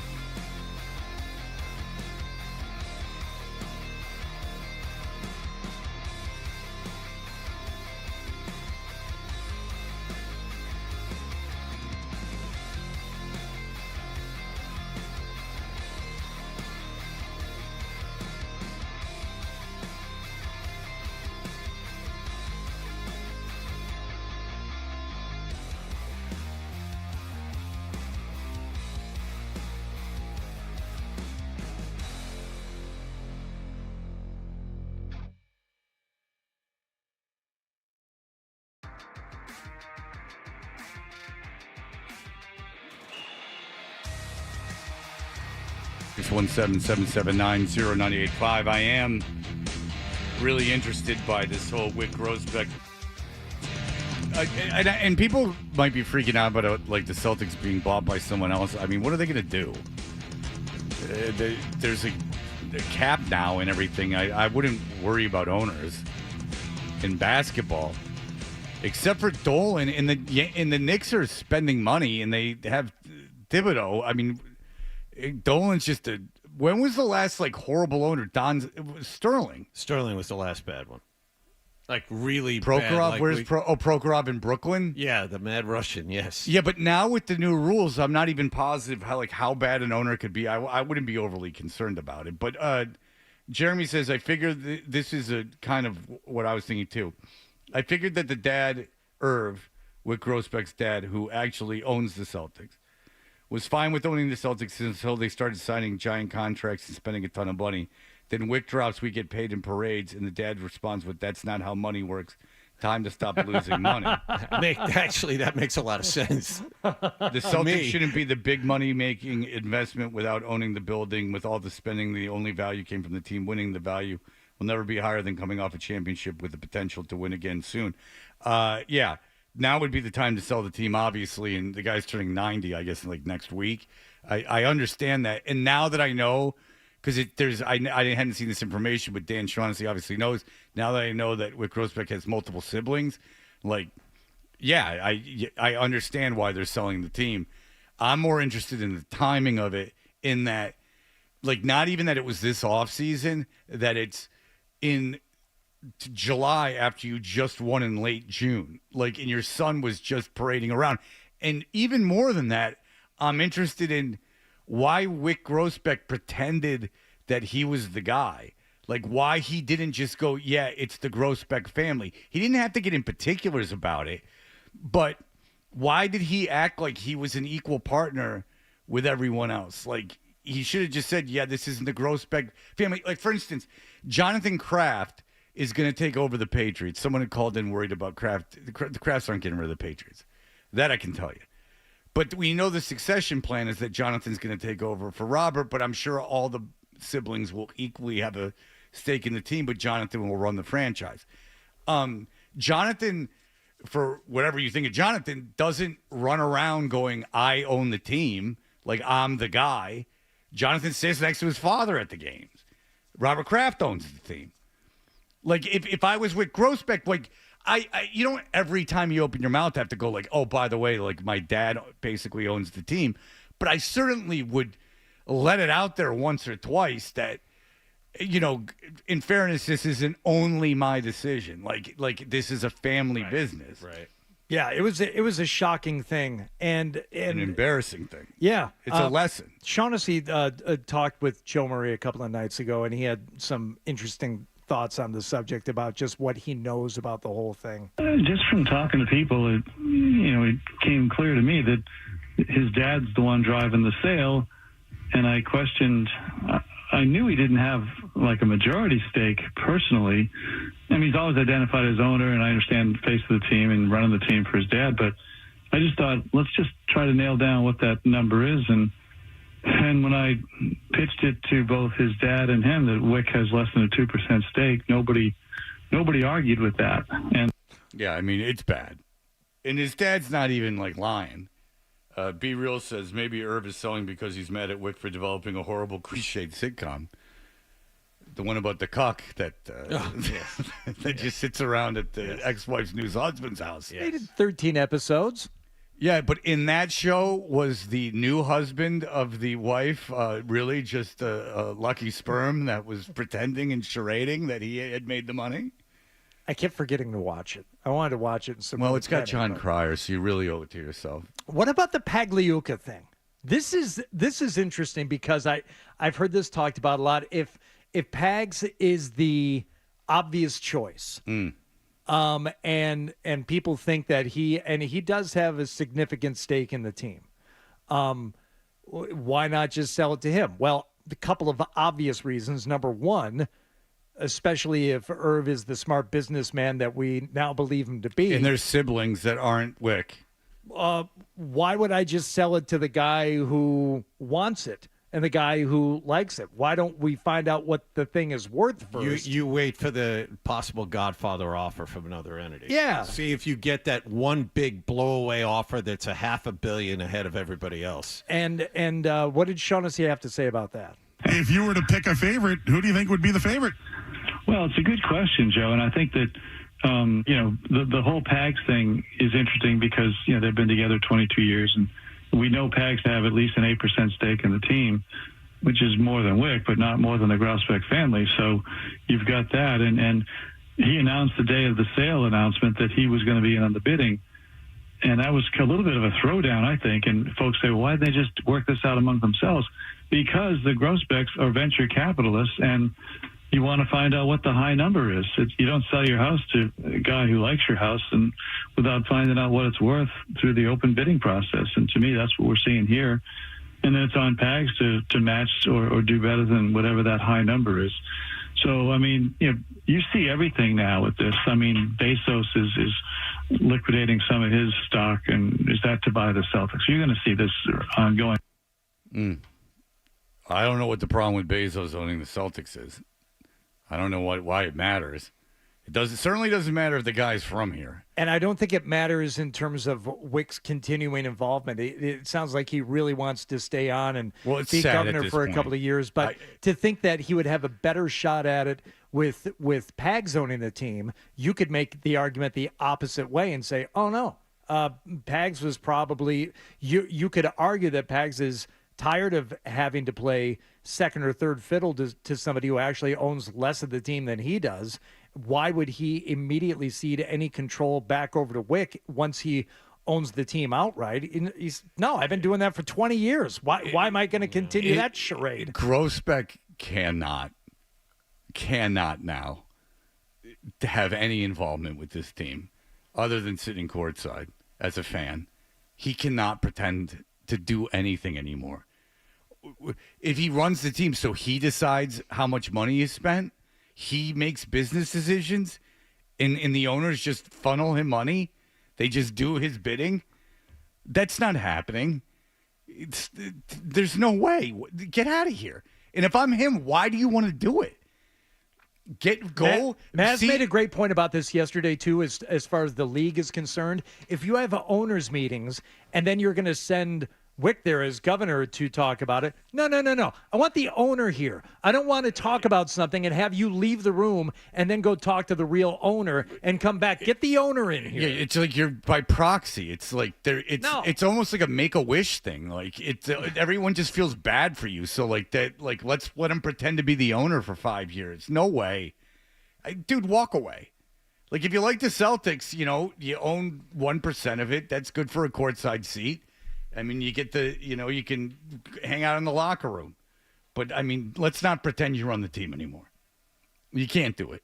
It's ludicrous. And it's a little sad that he even suggested it, to be honest. When it wasn't his money in the first place. Maybe he originally thought Pags was – maybe he thought there was a deal. And, Hardy, I agree with you. I mean, it's Pags would never let him do it, but maybe he thought there was a deal. Why would Wick think anything was going on? It's not his father's making the decisions. The only thing I push back on is the whole, and I don't want to get into a semantics thing about like running the team, but was there ever any doubt that like Larry Lucchino was running the Red Sox in terms of like a day-to-day thing? Sure. He didn't have ultimate. Well, but he didn't own most of the team. No. So Lucchino ran it, and I think it's okay to say that Wick ran the Celtics or believed that. Oh, okay.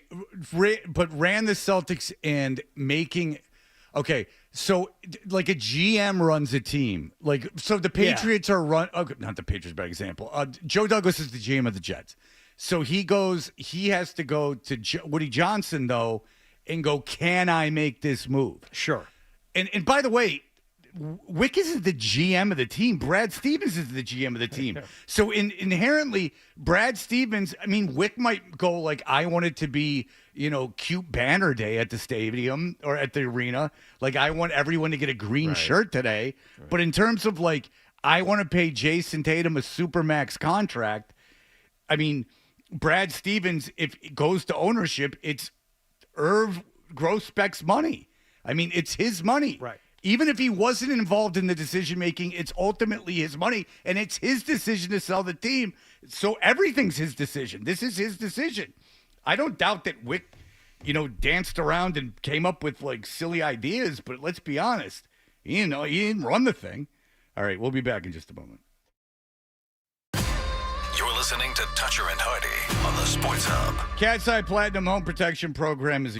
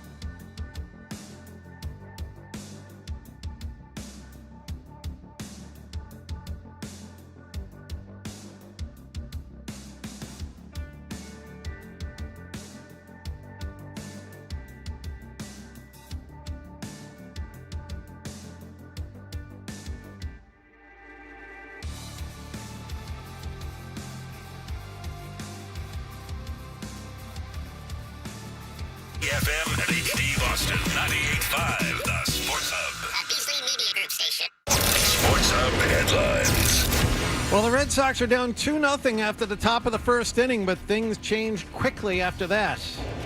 Don't get out. There's a deep drive right field. He hammered it. Butler back to the bullpen, and see you later. Abreu crushing one out of here for a 3-run shot. And the Red Sox busted wide open early at Fenway. That's Dave O'Brien on Nesson. Wilyer Abreu's homer was part of an 8-run second inning and a 12-9 Sox win over Oakland at Fenway Park. Every member of the Sox lineup had at least one hit and scored at least one run. The win is also Alex Cora's 490th as the Sox manager. That moves him into sole possession of fourth place on the all-time list. Nick Pivetta faces the Athletics tonight. Also, in other Red Sox news, it turns out Rafael Devers will not play in the All-Star game next week. He's going to rest a nagging shoulder injury. He's been replaced on the American League roster by Baltimore infielder Jordan Westberg. Tampa Bay shortstop Wander Franco has been formally charged with sexual abuse and sexual exploitation of a minor down in the Dominican. He's been away from the team since last August. According to Fox Sports, Matthew Junot has asked the Patriots for a new extension. The team has made an offer, but neither side is close to agreeing. And the U.S. men's basketball team will play Team Canada in an exhibition game in Las Vegas late this evening. Sports Hub headlines are brought to you by Roto-Rooter. Plumbing problems? Call Roto-Rooter. That's the name, and away go troubles down the drain. 1-800-GET-ROTO. I'm John Wallach at Boston's Home for Sports, 98.5 The Sports Hub. Your next update at 8:30. Listen to it, laugh at it, get mad at it, agree with it, argue about it. It is Boston Sports. Boston Sports. And it is all we do. 98.5, The Sports Hub. You're listening to Toucher and Hardy on The Sports Hub.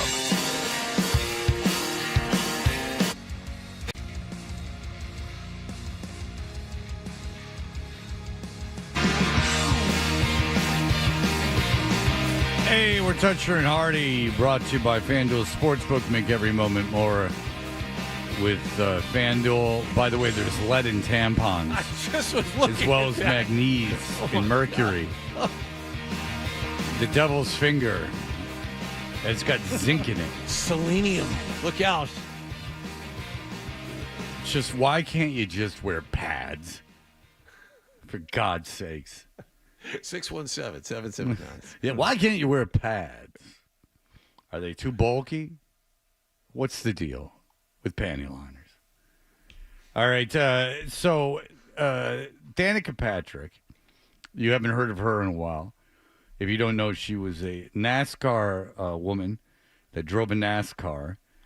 And beyond that, she really accepted the role of a sex symbol, which was baffling.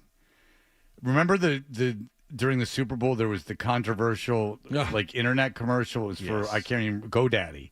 Yep. Which was like supposed to be all sexualized, and it was Danica Patrick, and I never quite understood it. But good for her, she got paid. And now, who knows what she's doing, Hardy, but she's appearing on podcasts. Well, this is her podcast. That's my understanding. The Pretty Intense podcast, Danica Patrick. Which follows that literally everyone has a podcast. Well, Danica Patrick is at least a name.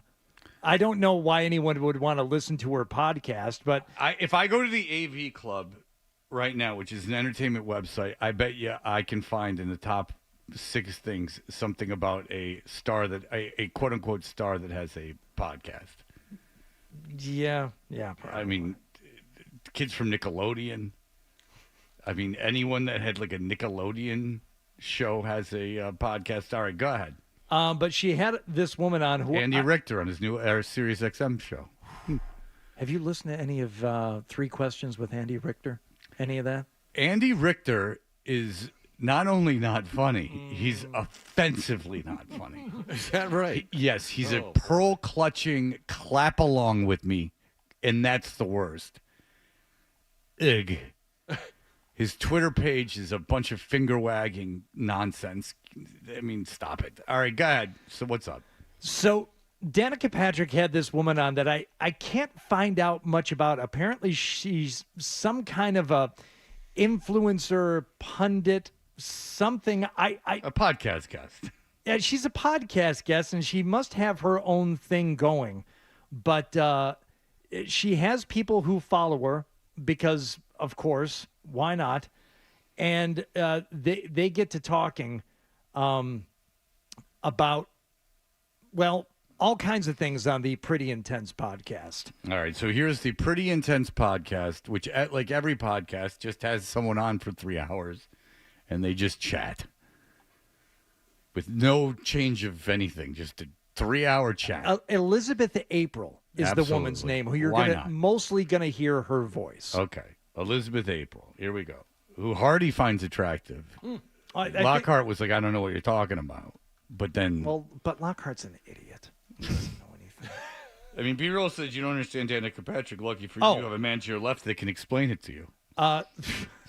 Elizabeth April is a clairvoyant, intuitive psychic, and best-selling author. Yes. All her books are bestsellers. Oh, yeah. And Danica Patrick, good for you. This is what the guests are when everyone has a good podcast. You get to clairvoyance.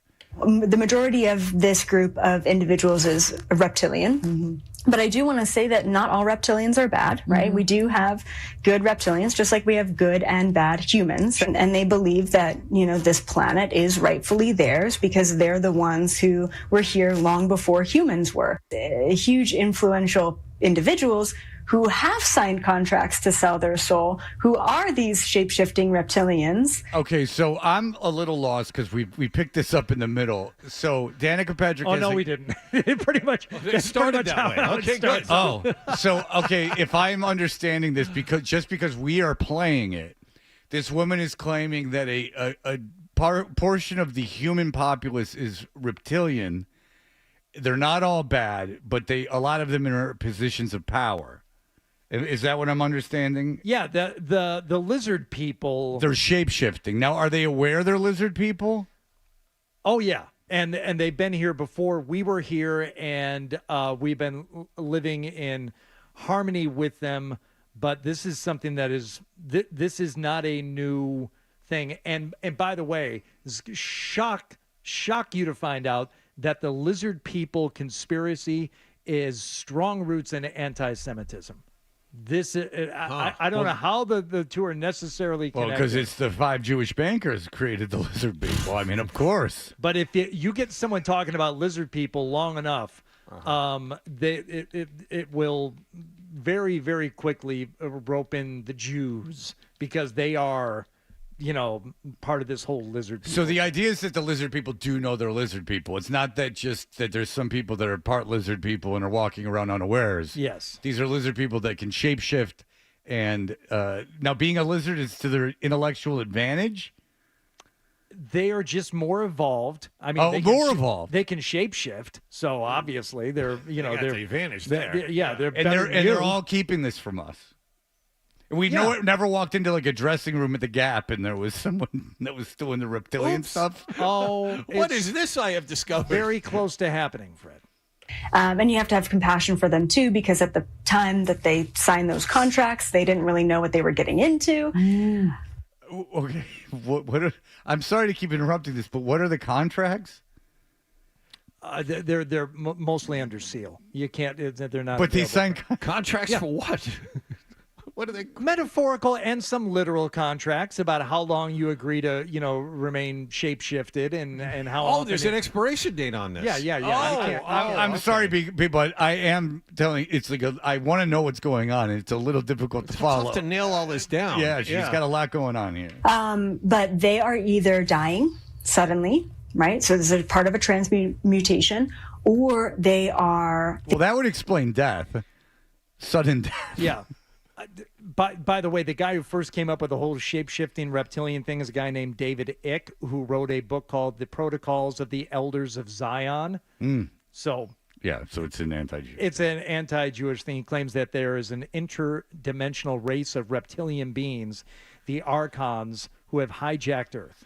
You know, the Jews haven't had it so great.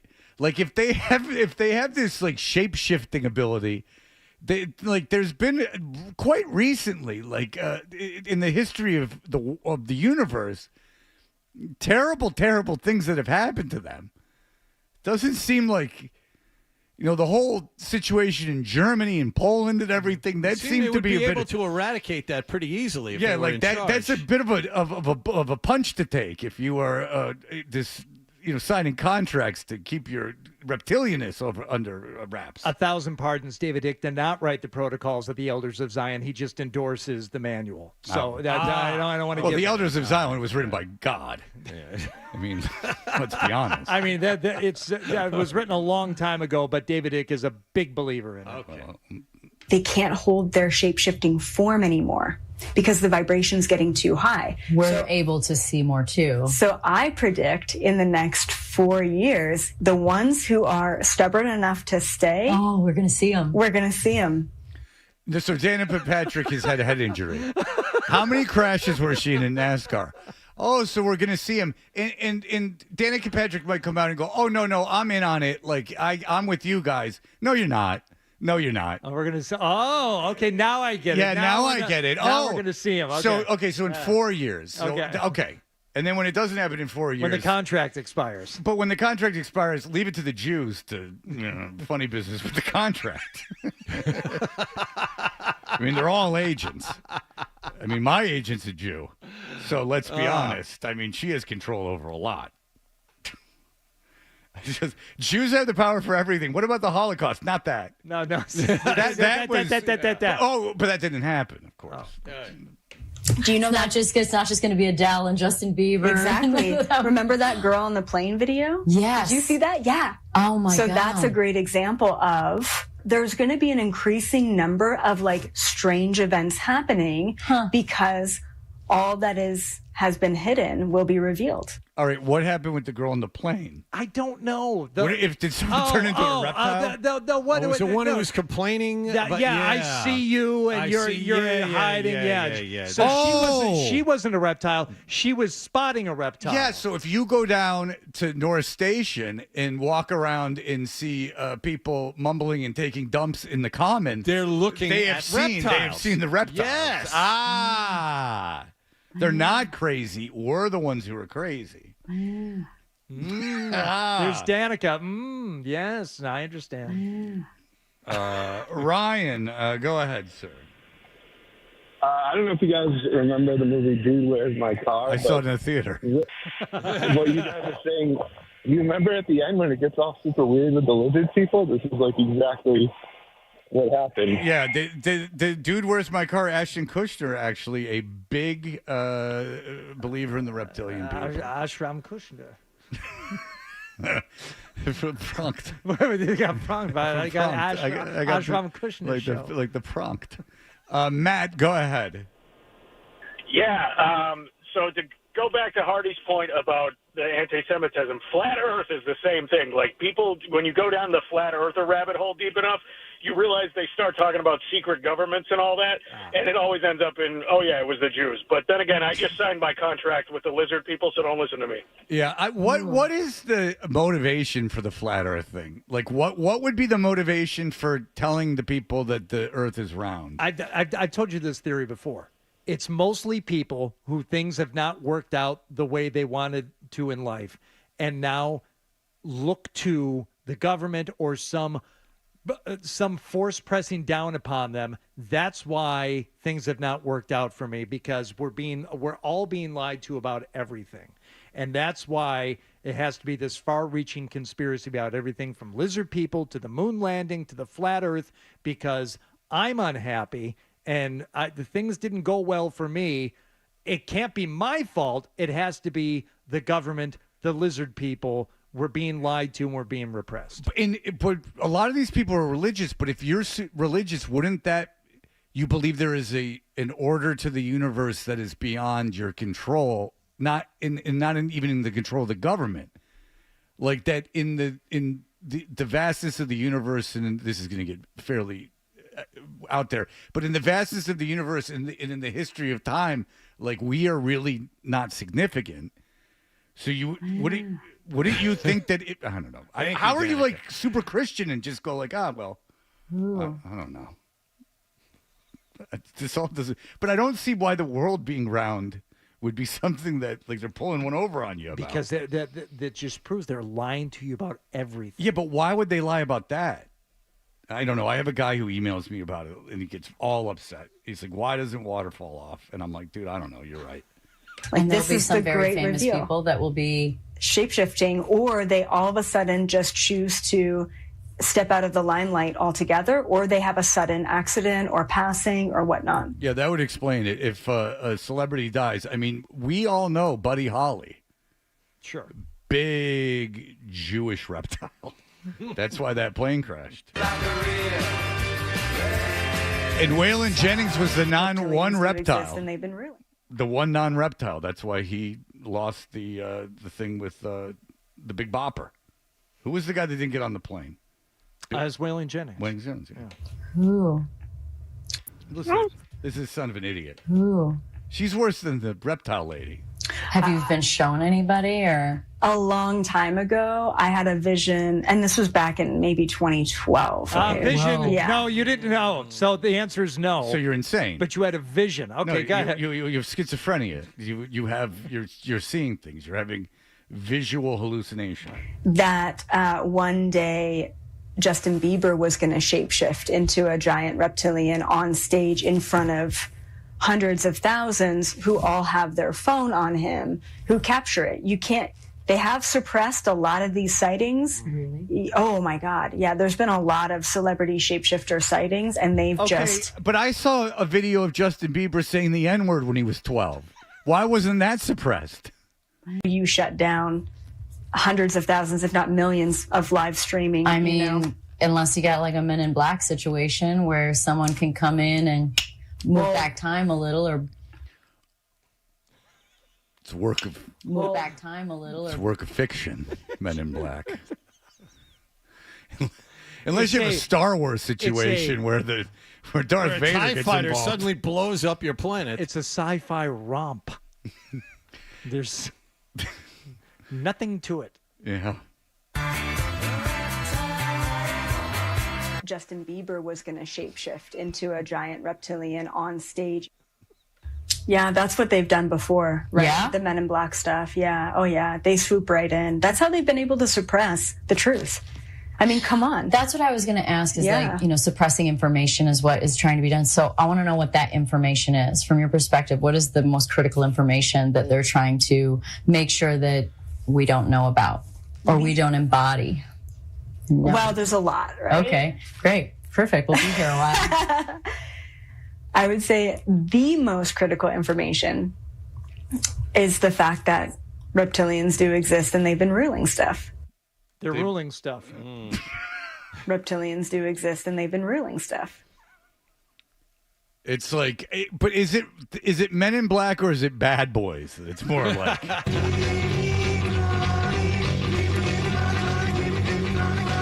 Move back time a little, or yeah. What does Terrence Howard have to say about this? Create lines, vision, dreams, curved dots that make it up. Did you really pull out Boris the Spider from The Who for that? Thank you. Yeah.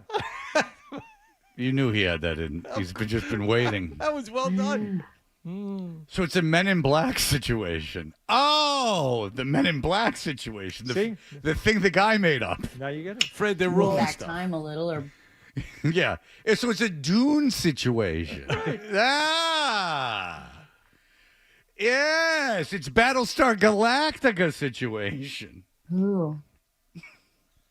Danica Patrick. Oh, yeah. Yeah, It's just podcasts. Remind you of anyone? Wake up. Oh, that's my friend. But I had a different name for it. It was my hand. All right, here's a question. Was Aaron Rodgers like this before he dated Danica Patrick? Oh, he after? dated Danica Patrick? Oh, yeah. They were the a two of them couple were for a long together. time. Oh, yeah. wow. Oh, yeah. So was he a normal individual before Danica got her hooks into him, or did he influence her? It's just there's too many people talking in the microphones. There's just too many people talking in the microphones. That's the problem. Be Real says, I want to hear more about the hearing impaired bird people. Well, they do exist. I've seen them shapeshift right here. And they turn their back on Judaism. All right, we'll be back in just a moment. Reptilians do exist and they've been ruling stuff. Tuncher and Hardy. 98.5 The Sports Hub. Hey, baseball fans, BetMGM's giving you the chance to win a prize every day during the baseball season. Step in the batter's box for BetMGM's Swing for the Fences free-to-play game. Pick an area of the strike zone and take your best swing. If you get a single, double, triple, or home run, you'll receive a prize.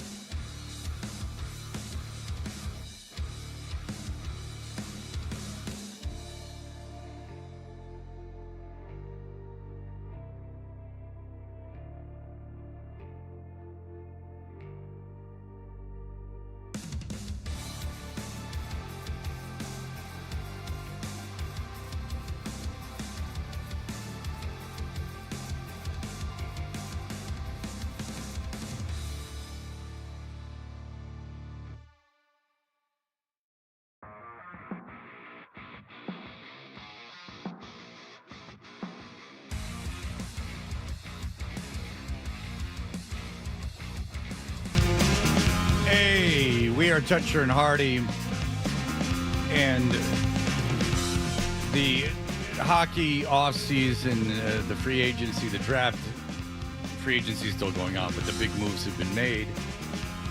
And The Athletic has a national writer, Dom something or other. It's a lot of Z's and consonants, so you saw it. I tried to get him on the other day, and I didn't know how to pronounce his last name. Yeah. There's at least 3 Z's and a lot of Y's. Yeah, The Athletic, they have a kind of common thing going on, and I'll explain it. It says, which NHL teams have improved the most this offseason? Rating all 32 teams. And they do, I'm not going to explain it because I don't want to, but they do a net rating at it in a plus and a minus, okay? Yep. So obviously bad teams have a better chance of getting better, right? Sure. But and I'll just tell you, the Chicago Blackhawks are number one. The Chicago Blackhawks have been bad for a while. They were able to get rid of some salary. They added Bertuzzi and Brody and Maroon, I guess. Yes. That's a big thing. But they're number one. If you have... They have to be top 10. Hardy? I was thinking the other way because I think you're trying to trick us. I'll say bottom third. They're 26th. Thank you. 26th in the league, according to this guy. None of these people at The Athletic like at all. 26 out of 32 teams. None of these guys at The Athletic like what they did at all. Bruins, minus 18. Now what's know what that means. Well, no. I was gonna ask. Well, you went wow, like. Yes. Okay. Well, that's a big Well, minus. 18. Wow. Shut up. I don't need the whole calculus, but you're not talking about a player's plus minus. You're talking about No, it's just like an aggregate based on talent departed and added. Oh, nod your head like, yeah, stuck the landing. You had no idea what that meant. Minus 18 It's is not lower hard. It's a lot lower than 0. It's like 18 less. It means that they got significantly worse. Yes, I gather. Okay, it doesn't. But listen to this. Listen and tell me if you agree with any of this. Okay. The Bruins made some key bets on redistributing money in talent on the roster. I'm just not convinced it gave them a stronger one. It all stems from the team giving up its regular season superpower, the best goalie tandem in the league. It makes sense. Okay, no, point one, I disagree. I do not think of that as regular season superpower. Fine. Could they have gotten into the playoffs without that quote-unquote superpower? Yes. And it would have made them better in the playoffs if they would have added by. They gave up the regular season superpower once the playoffs started. It makes sense to, Ullmark played one game in the playoffs. They already and he gave lost that up. It already happened. It makes sense to move on from Linus Ullmark when Boston is someone as good as Jeremy Swayman, but that doesn't mean it isn't an overall downgrade between the pipes, especially with the guy. Everyone hates the guy they added from Ottawa. It's a similar story up front where the Bruins gave up a lot of talent on the wings and went all in on a new center. So DeBrusk, right? They gave up DeBrusk. Mr. Inconsistent. Then Heinen, Van Riemsdyk, Maroon, and that's it. What talent on the wing did they give up? A lot of talent? They gave up Jake DeBrusk. Heinen and Van Riemsdyk were non-factors the entire year. Yeah, Maroon was fun to watch for the 8 minutes a night he was out there. Maroon was ridiculous. Maroon, it was funny, but Maroon, they didn't do anything. They didn't win in the playoffs. Maroon is hanging on. Maroon wouldn't tell you he did anything. He said during the series, when he got pissed off, people were mad at him, he wasn't fighting, that there was nothing he could do. Okay, so it's a similar story up front where the Bruins gave up a lot of talent on the wings and went all in on a new center. After the season Elias Lindholm just had, I'm not sure he moves the needle as much as he's being paid to. Okay, fine, but they needed a center. So what did you want them to do? And how is that a net loss? If they got a center where they did not have a center, how is that a net? Well, especially on this team. He's certainly going to be a third pairing on this team. The two players should fit well on this team, and could put up a lot more value than projected as a result. but it'll still be hard for the Bruins to make up for what they've lost. This might finally be the year the Bruins lose a step in the Athletic. How is losing Ullmark going to make them worse in the playoffs? How is losing DeBrusk and Ullmark and adding a big defenseman in a center, a first-line center, going to make them worse in the playoffs? On paper, worse in the playoffs when Ullmark played one game in the playoffs and lost it. I don't care where they finish in the standings. You can argue they got better defensively, and you have an extra center. You can't argue they got better defensively, regardless of what they're paying the guy, or he's better than what they had. You lose Matt Grzelcyk, you pick up this guy Zadorov, who's a defensive presence. I mean, on paper, losing DeBrusk and bringing in Lindholm, a wash at worst. At worst, that's a wash. At worst, that's a wash. And then you got better defensively, and then you got rid of a piece. So your backup goalie's not as good as your old backup goalie, but your backup goalie didn't play in the playoffs. Yeah. So you can't praise Florida for what they've done and how they built that team and take away points for the Bruins. I don't get that at all. This insistence on Ullmark. Like, Ullmark might be a good goalie, and he was a couple years ago. But the team never won with Ullmark on it, and the team didn't play him in the playoffs last year, so I don't care what happens in the regular season. As long as they make the playoffs, I don't care what happens in the regular season. I mean, Florida beat New York. New York was a better team than Florida in the regular season. Who cares? It's very strange. The national press, the Canadian press especially, does not. They really hate this kid from Ottawa, this backup goalie. They can't. They hate him. Eunice Corpusalo. He was.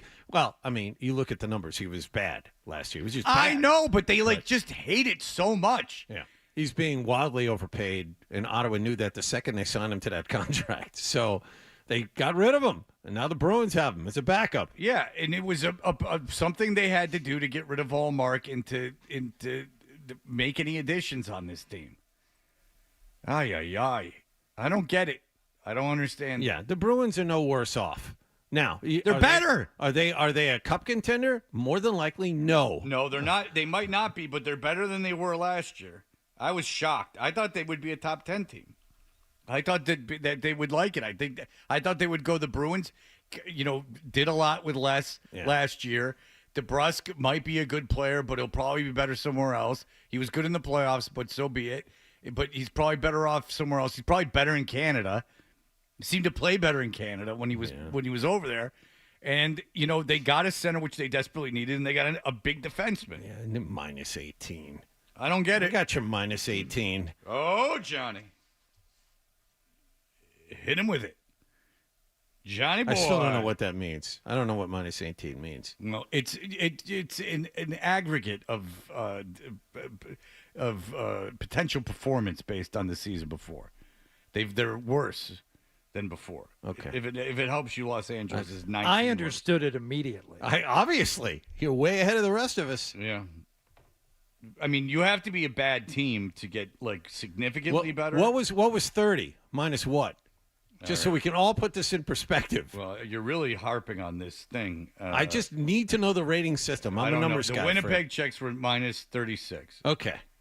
Because they added a guy and then they lost a bunch of other guys. Okay. None of whom I've ever heard of. So the Bruins are only half as bad. Only half as bad as that. Yeah. I mean, you're dismissing the guy's whole statistical I'm not projection. dismissing it, Fred. I'm trying to understand that there's a difference. As someone who calls himself a sabermetric whiz, you certainly are missing the point on this whole thing. I would love to see what The Athletic or anyone else had to say about the Bruins' last offseason, because I remember it being horrific. You lost guys. You lost Bergeron and Krejci and didn't replace them. And instead, you kept this goaltending tandem, which, it gets you a lot of regular season wins, but you can pick up enough wins to make the playoffs with just one good goaltender. And then midway through the season, when the Athletic did their off-season reset grade, okay, here we are through the middle of the last season, like in January or whatever, they said, all right, let's regrade the offseason and how they do. The Bruins got an A. They got an A for what they did because of the position that they were then in. All right, we shall return in just a moment. Here are the headlines. Sports Hub headlines. Sox have won the 7-up.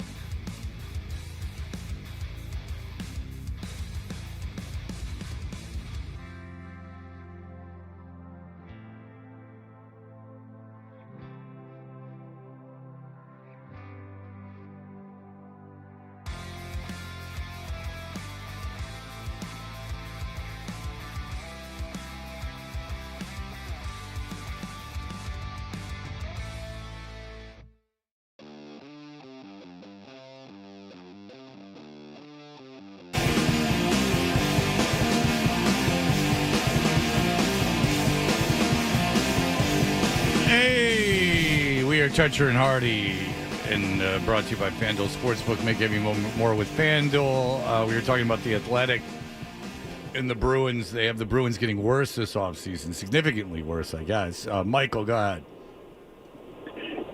Hello? Yeah, you're on the air, my friend. Hey, yeah, I think the Athletic has no idea what they're talking about. The NHL just released their power rankings yesterday for the 16 best teams in the league, and they got the Bruins as the third best team in the East. They're ranked fourth in the league. That's fair. And so, what are they behind New York and Florida? In Florida, correct. Yeah. All right, that's fair. I think that's where they rank too. Carolina got worse than Boston did. Yeah, Carolina was like down in like 7th or 8th. Yeah.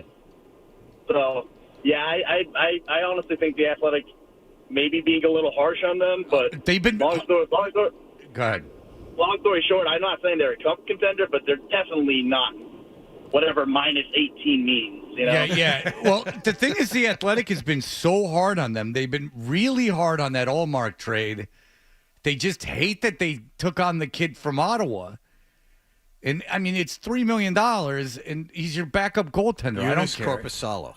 Yeah, whatever. I never have to learn his name. Get to know him as soon as Swayman gets hurt. That guy's a starting goaltender for a while. But they have a kid in Providence that might... Brandon Bussey. Brandon Bussey, who's making no money, who has a two-way deal that could come up. Hello. Hey, Don, go ahead. Hey, how you doing? Hey, you guys are great together, honest to God. Thanks, Don.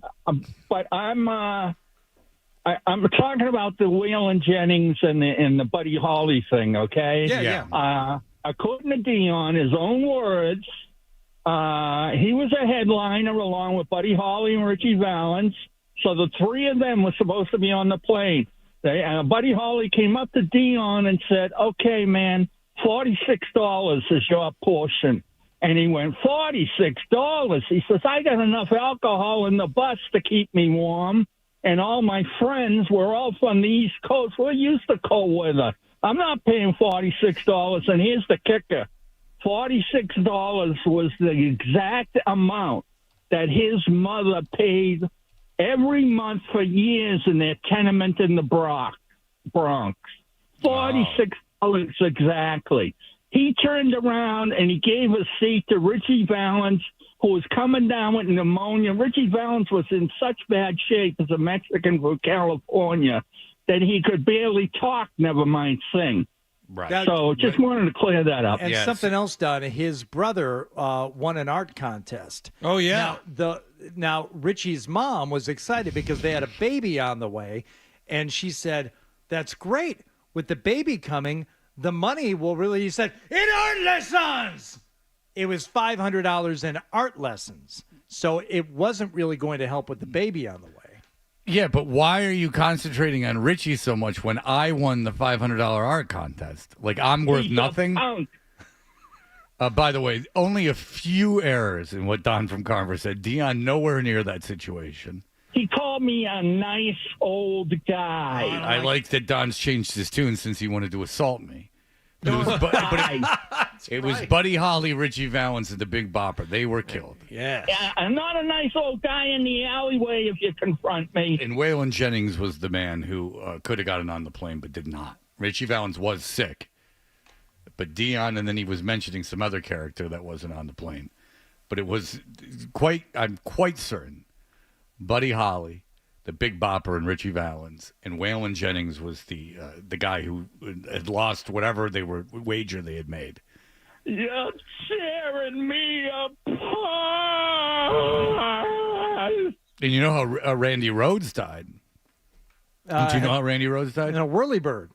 No, an airplane. And the airplane. The pilot was screwing around with Ozzy's tour bus and like skimming over it. Who died in a helicopter? Everybody else, I guess. Yeah, the whole gang.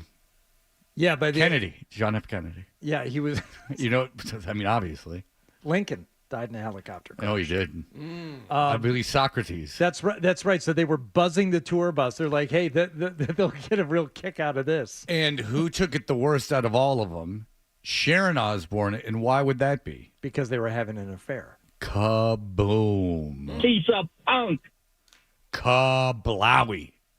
they were having an affair. Unlike Ozzy, who has been non-affairs. Ozzy had one of those affairs where you go, why? Like the Arnold Schwarzenegger affair with the nanny that just happened to be there. Like he would have had sex with whoever was there. Well, he was suffering from high T, and he had to just get rid of it. Yeah. It was like a poison in him. It's got to get out. I have a question. No women would ever call in to answer this, but here's a question that I've thought of often. You'd be surprised. I would. And feel free, ladies, to say this. But the movie, I'll take you to the movie Twins. Okay. Danny DeVito, Arnold Schwarzenegger. They were a genetic experiment where sperm was whirled around, and this was before they knew they could, actually replicate genes. And here comes Arnold Schwarzenegger. He's supposed to be this incredible, specimen, right? No doubt about it. Very muscular. Okay. Kelly Preston in him, he's very innocent. Kelly Preston is the woman, and she goes and walks into the bathroom, and Arnold Schwarzenegger is in the shower, and she sees his very, very bodybuilder, muscular body. My question is this.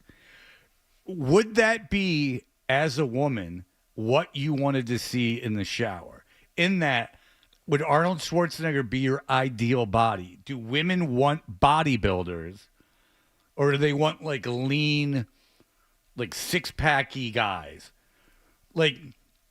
If a woman had written Twins, and what would be the fantasy that you walk in on Arnold Schwarzenegger in the shower, or you walk in I don't know, who's a thin handsome actor, a tall Jack Black. Chris Pratt. Nah, Pratt was fat on. Pratt's one of those he was concoctions. fat on Parks and Recreation. He's like the kid from Silicon Valley that's all buff now. Yeah. He's a creation. He's like Mac from It's Always Sunny. He's a creation of Ed Norton. Hollywood. Brad Pitt. Brad Pitt's body or Arnold Schwarzenegger's body. Brad Pitt in Fight Club. Okay, but Brad Pitt's unfair. You'd get with Brad Pitt. Take their heads off. It's all based on the body. It's all based on the body type. Would you do women? Or would a lot of women? Because I contend a lot of women would be gross. I can answer this for you. There are all kinds. This show has proven that tastes run wildly different among different people of the same gender, and I'm sure there's some women who would be attracted to the mesomorphs, the overly muscular, built-up bodies, while the majority, Fred, I think would lean the way of the Brad Pitt type. Because also is the striving for penis size a male construct, or is this something that women really want? Okay, so now we're on to penis size? I am questioning what if Hollywood or society is that women are being unfairly told what we're being told unfairly what women want when that's not what they really want. Do you want to talk about the muscle build, or do you want to talk about the penis size? I would focus on the bodybuilding because I'm more comfortable having that conversation, but it just goes into that would lead you to believe that a woman fantasy would be that if she was going to see a guy showering, that this is what she wanted, that the guy she'd want to see showering was a really competitive bodybuilder with a huge penis. That would be the thing. Mm-hmm. Or would it be a thin guy with a six-pack? Answer the phone, Nicholas. Someone answer the phone. There's a woman calling. Red alert, red alert. Or would it be a thin guy with a medium six-pack penis. with an average penis? Who's talking on the phone? Oh, we got Slappy McGee in there. Put it on hold, stupid. Ooh. Isaac, come on. Come on, Isaac. We're up against it. All right, is this a female? Oh, this is exciting. Amy, you're an angel. Yeah. An angel sent to Earth. Thank you. I cannot believe I got on so quickly, but I wanted Oh, believe me, you're a woman. This is very rare. Go ahead, but I love it. Amy, you tell me, is that a male construct? If you were looking into a shower and any man in the world could be there, would you choose a bodybuilder with a massive penis, or would you choose a thin guy with a tall, thin man with a six-pack and a medium-sized penis? I would choose option B. Because, well, first of all, I didn't know that we were like matching the two characteristics. Okay, let's take away the penis out of it. Would you take a bodybuilder or a tall, thin guy with a six-pack? Again, option B. And I was just going to say my platonic ideal from that same time period. I recently watched Tango and Cash for the first time. Ooh. Kurt Russell. Oh, yeah.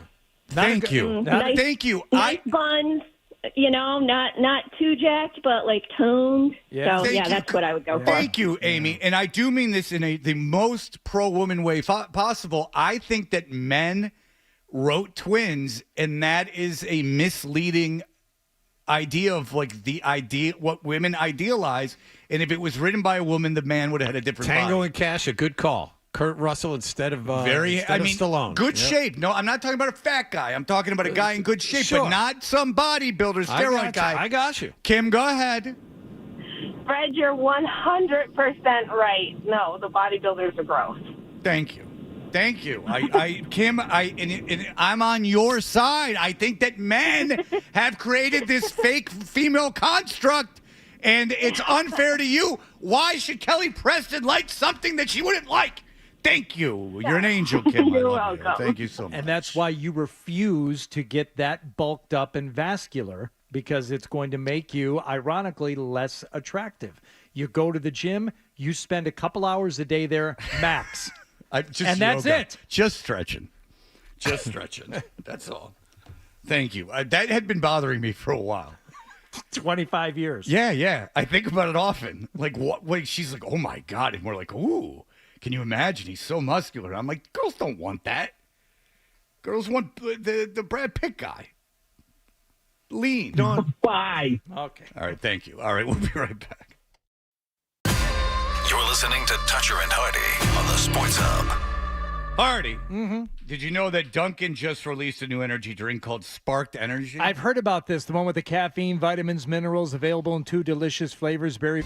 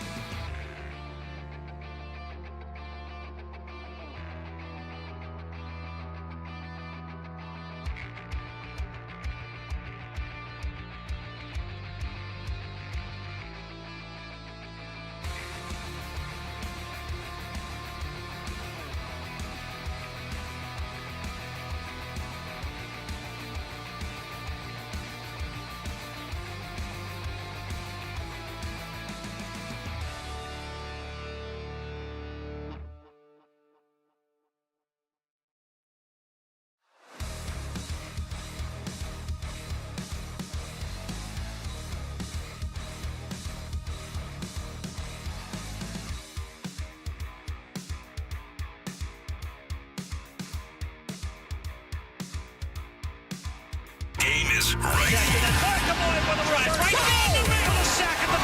WBC-FM and HD Boston. Boston's home for sports. 98.5. The Sports Hub Beasley Media Group station. Sports Hub headlines. The Red Sox took an 11-2 lead, but then had some scary moments late before finally holding off Oakland last night, 12-9 at Fenway Park in the opener of a 3-game series. Wilyer Abreu led the offense with a 3-run homer and 4 RBIs, and don't look now, but Alex Cora's team is now a game and a half out of the second wild card in the American League. Like I told him just now, we talked about being greedy a few weeks ago. You know, we saw a window, but I think the window is getting bigger. You know, it's actually a door, and we can actually accomplish this, you know. So we're going to keep looking up there and keep playing good baseball, and let's see where he takes us. This 3-game series will continue tonight. Nick Pivetta gets the start. Also, Cora surprised a lot of people before last night's game by announcing that Rafael Devers is now out of the All-Star game next week to rest a sore shoulder. Baltimore's Jordan Westberg is his injury replacement on the American League roster. Almost a year after being taken off the Tampa Bay roster and placed on administrative leave, shortstop Wander Franco has been officially charged with sexual abuse and sexual exploitation against a minor in the Dominican Republic. Patriots training camp begins 2 weeks from today. According to Fox Sports, the team and Matthew Judon remain far apart in contract extension negotiations. Jason Tatum has been named the cover athlete for the NBA 2K video game this morning, and the U.S. men's basketball team will begin their 5-game exhibition run-up to the Summer Games late tonight in Las Vegas when they oppose Team Canada. Sports Hub headlines are brought to you by WellPoint, formerly Unicare. They've teamed with Charlie Coyle, Mass State and local police, the professional firefighters of Mass, and Bruins Radio for face-offs for first responders. If you or a loved one are thinking about suicide, get free and confidential help 24/7 on the Lifeline Network. Just text or call 988 now. I'm John Wallach at Boston's Home for Sports, 98.5 The Sports Hub. Your next update at 9:30. Here we go. Boom. I win. Boom. Yeah. Hit somebody. We've got a passion for Boston sports. Get angry. 98.5 The Sports Hub. You're listening to Toucher and Hardy on the Sports. I'm going to sit through this. Go ahead. The first episode, Billy Preston and Janice Ian. Piano player for the Beatles, right? Billy Preston? Yeah. Randy Newman, Phoebe Snow, Art Garfunkel, and the Jesse Dixon Singer. Randy Newman, collaborator, sometime collaborator with Lyle Lovett. They did the You Got a Friend in Me song for the Toys. You got a friend in me. You got a friend in me. Randy Newman was short people, right? Short people. And he loves L.A. Esther Phillips. ABBA and Loudon Wainwright III. You're probably big Loudon Wainwright III. No, I'm not. I think it's one of those people I'm supposed to be into, but I couldn't tell you. How one about thing Howard Shore and the All Nurse Band? Okay. This is this is when there was only 3 networks. Yeah. Gil Scott Heron. Yeah. Betty Carter. Don't know from Betty. And then Patti Smith, who I don't like, but I guess was important. Someone else we're supposed to like, Fred. Yeah, I know. You and I are both supposed to like Patti Smith. I read her book about her relationship with Mapplethorpe. You know what he did with Whips? Put him in his caboose. Well, not his own, but the models. Yeah. Yeah. Phoebe Snow and John Sebastian. Oh, I mean, just John Sebastian. Like, this is supposed to be like counterculture, and it's just like guys with acoustic guitars. Welcome back, Cotter, John Sebastian. You better believe it. Oh man! I mean, it's just like dudes with an instrument, like one guy with an instrument. Carly Simon. Okay. Yeah, but at least she was popular. I know, but it's just you get what I'm saying? It's one person with an instrument. Leon and Mary Russell. Gordon Lightfoot and Garrett Morris. Leon Redbone again. Harlan Collins and Joyce Everson. The Preservation Hall Jazz Band. Oh, yeah. And Rita Coolidge. I mean, ugh. That was supposed to be hip. I mean, by all accounts, counterculture, drug references, hip. And they have Randy Newman and the Welcome Back Cotter guy and Anne Murray. John Sebastian. He plays this, by the way, on the show. Oh, does he? Yeah. Him in a chair. Not one musical guest standing. And what was it about the 70s where you had to pretend to like the Preservation Hall Jazz Band? That lasted a while. That was well into the 80s and even early 90s. I remember that. But just like, ugh. I was really more of a Blind Boys of Alabama guy. That's like, did you ever hear their cover of oh my God, their version of Amazing Grace, but they put it to the tune of House of the Rising Sun? No. It's really good. You want to hear season 2 very quickly? James Taylor, Boz Scaggs, Joe Cocker and Stuff, John Prine, Kinky Friedman. Is that a Manson person? Right? No, that was Kinky Frome. And then it gets, Wasn't it? And then bands start playing. But I'm telling you, like the 70s were a awful, awful time for music. Early mid 70s were terrible. And there wasn't even like something else going on that was good. It was pretty much a across the board bad. Squeaky Frome. Yeah. It was prog rock, and then it was people with instruments sitting down. Like every guy that played on Saturday Night Live was sitting in a chair. Stand up, dum-dum. But sometimes it was funny. They would have Paul Simon come out, but he would do Still Crazy after all these years wearing a chicken suit. And that made it funny. I actually found that endearing. Even though he's apparently a huge prick, I found that endearing when he did that. And you know who was going to take over Saturday Night Live, since it's the summer and I can tell you these things? When Lorne Michaels left after the 5th season, he had said Al Franken should take over the show because it needs to be a writer. And Al Franken was set to meet with the president of NBC. And the president of NBC got sick, so they delayed the meeting a week. And during that week on the episode of Saturday Night Live, Al Franken did a bit on the news about what a prick the president of NBC was. So he said, screw you, Al Franken. You're not getting the job. Smart. And moved, and he thought Lorne Michaels set it up. So they were both gone, and they hired the woman that ended up coming very close to ruining the show. Yeah. I can't believe you're not a Leon Redbone guy.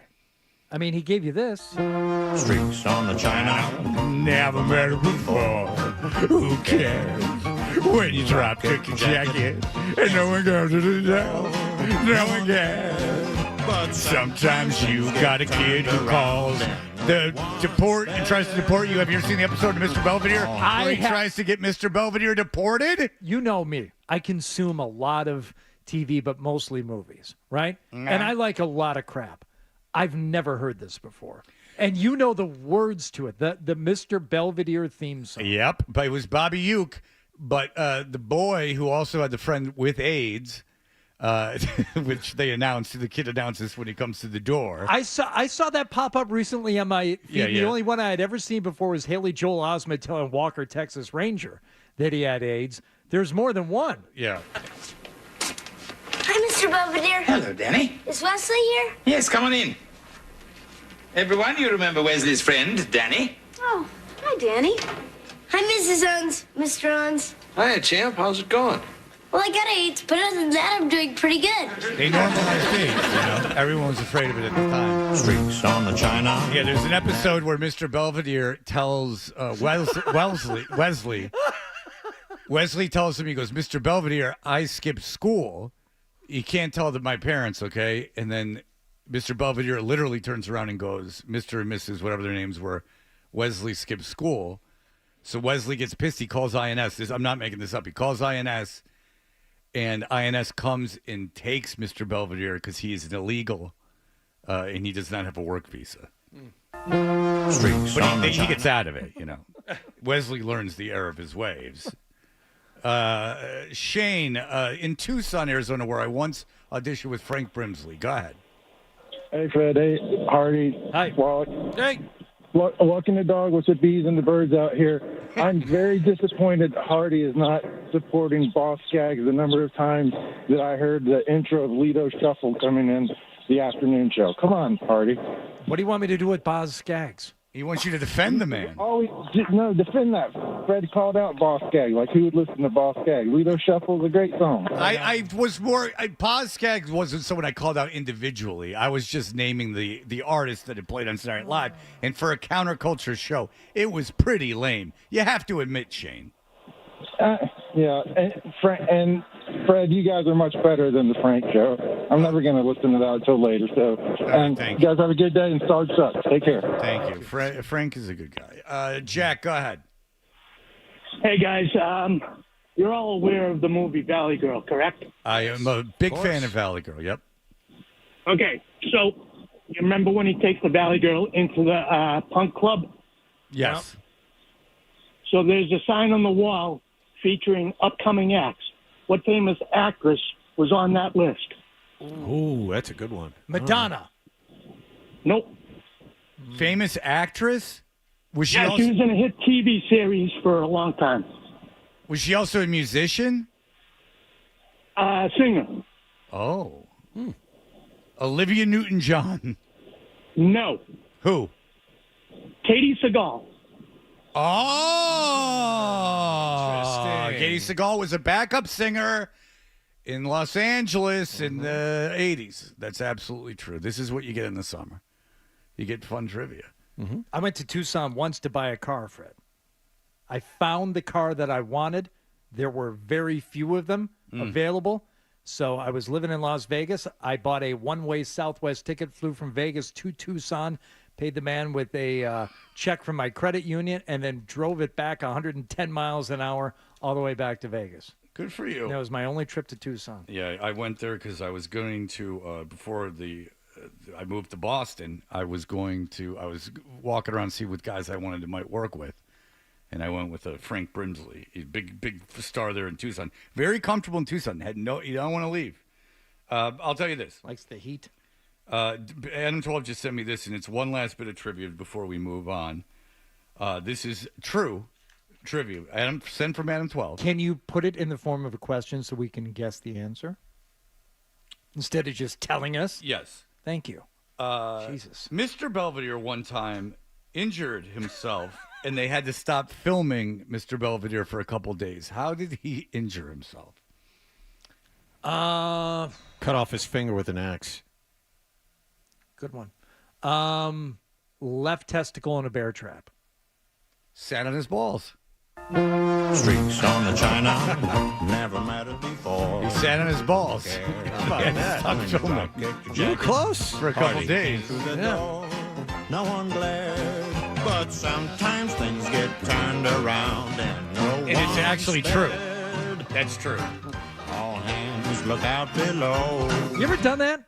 Sat on my balls, Yeah. yeah, but not enough that it was my balls probably are, whatever. Yeah, describe them.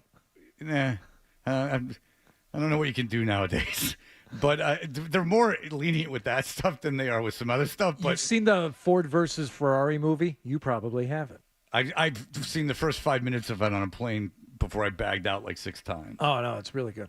But there's a scene where Henry Ford II goes to visit, the proving grounds there where they're building the car for him, the Shelbys. Yeah, thank you, Dan.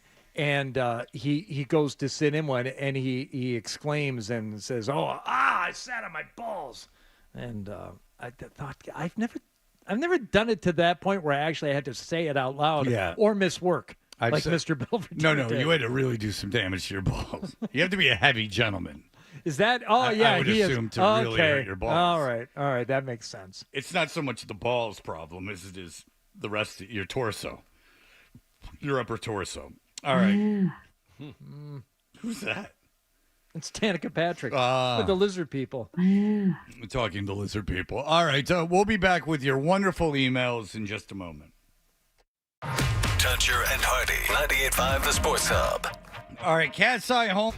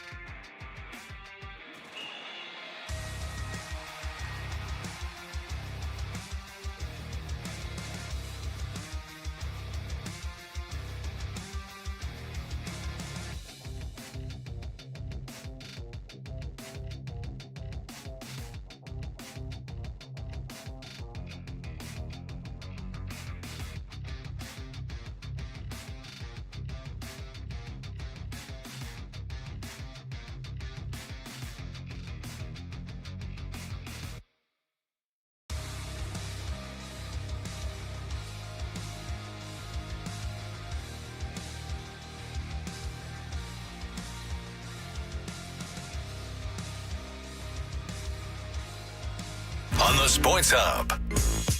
You know, I got an idea for a bit. The email bit. We should do the email bit. It's a great idea. Let's do the email bit.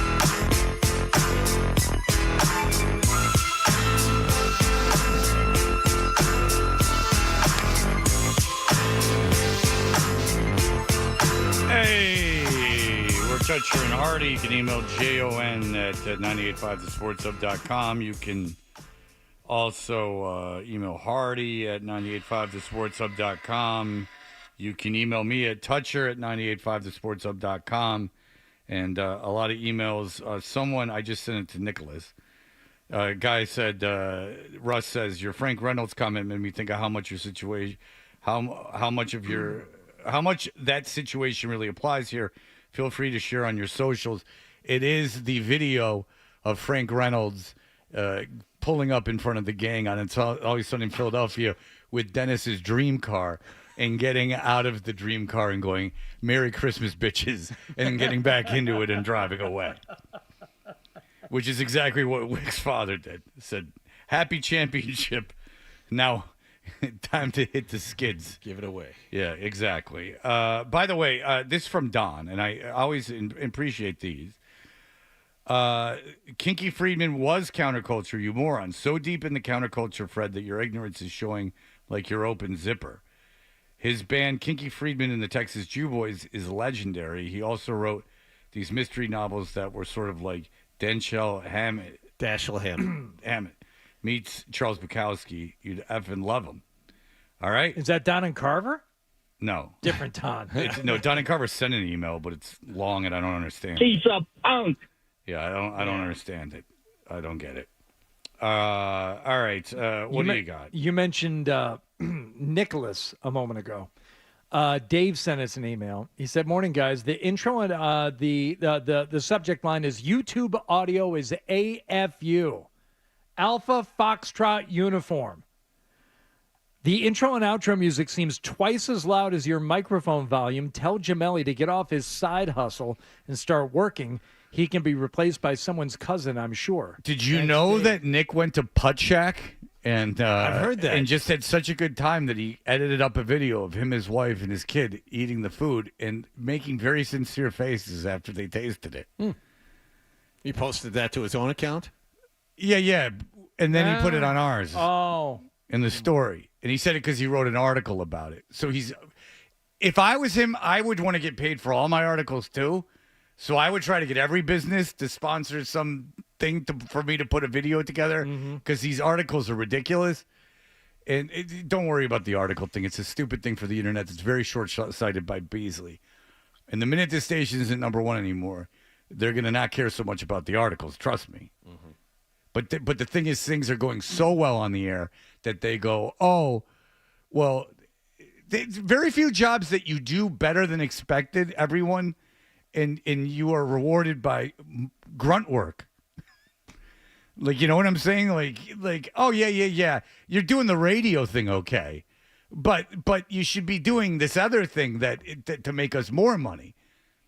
Like, yeah, your shows are successful, but come on. That's not the point. Yeah, we don't need. That's not what we do here, right? That's not what we do here. That's right. But I got news for you.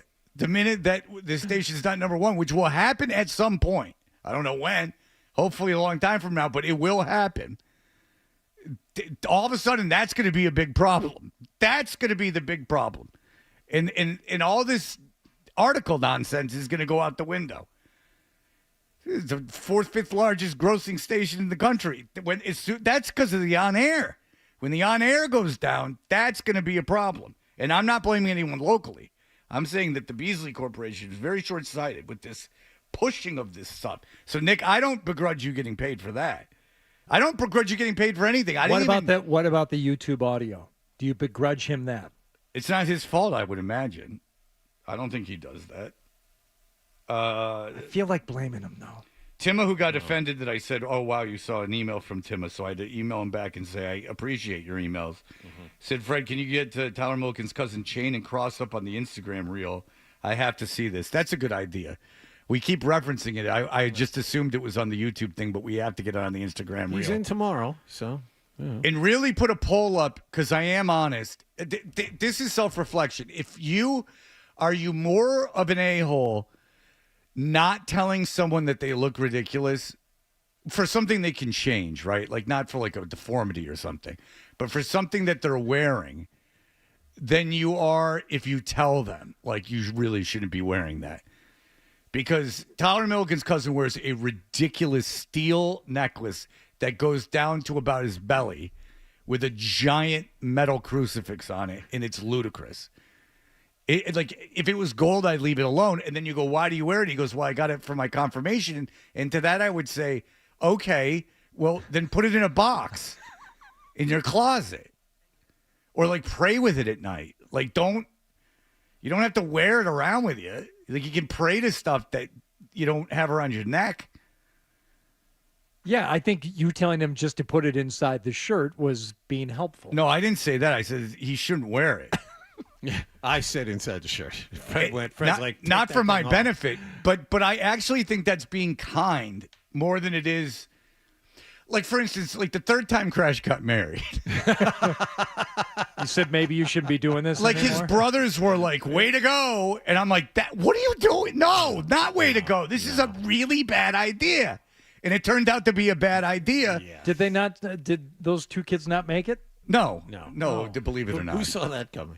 Well, that one I saw. The other ones, I mean, listen, I've been divorced too. Like, Was that the one who didn't speak English? Yes. Like, for real. Yeah. Like, not in a cute, like broken way. They got married and she legitimately did not speak English. Yes. And he could not speak Spanish. So she's from Argentina. You say Fred from Argentina, how long she lived in the United States? Never. Yeah. I think, wasn't it the first time she was ever in America they met at Disney World? Yes. Yeah. I like that story. In South American culture, going to Disney World is like this huge thing. Like, people honeymoon there and stuff. Like, wealthy people honeymoon there even. All right. And so, like, I think she might have been there alone because it was like this lifelong dream of hers, which is not uncommon, I guess, in South American culture. And Crash met her. He found her very attractive. She found him attractive. He got her on rides because, of course, Crash had his pass. Mm-hmm.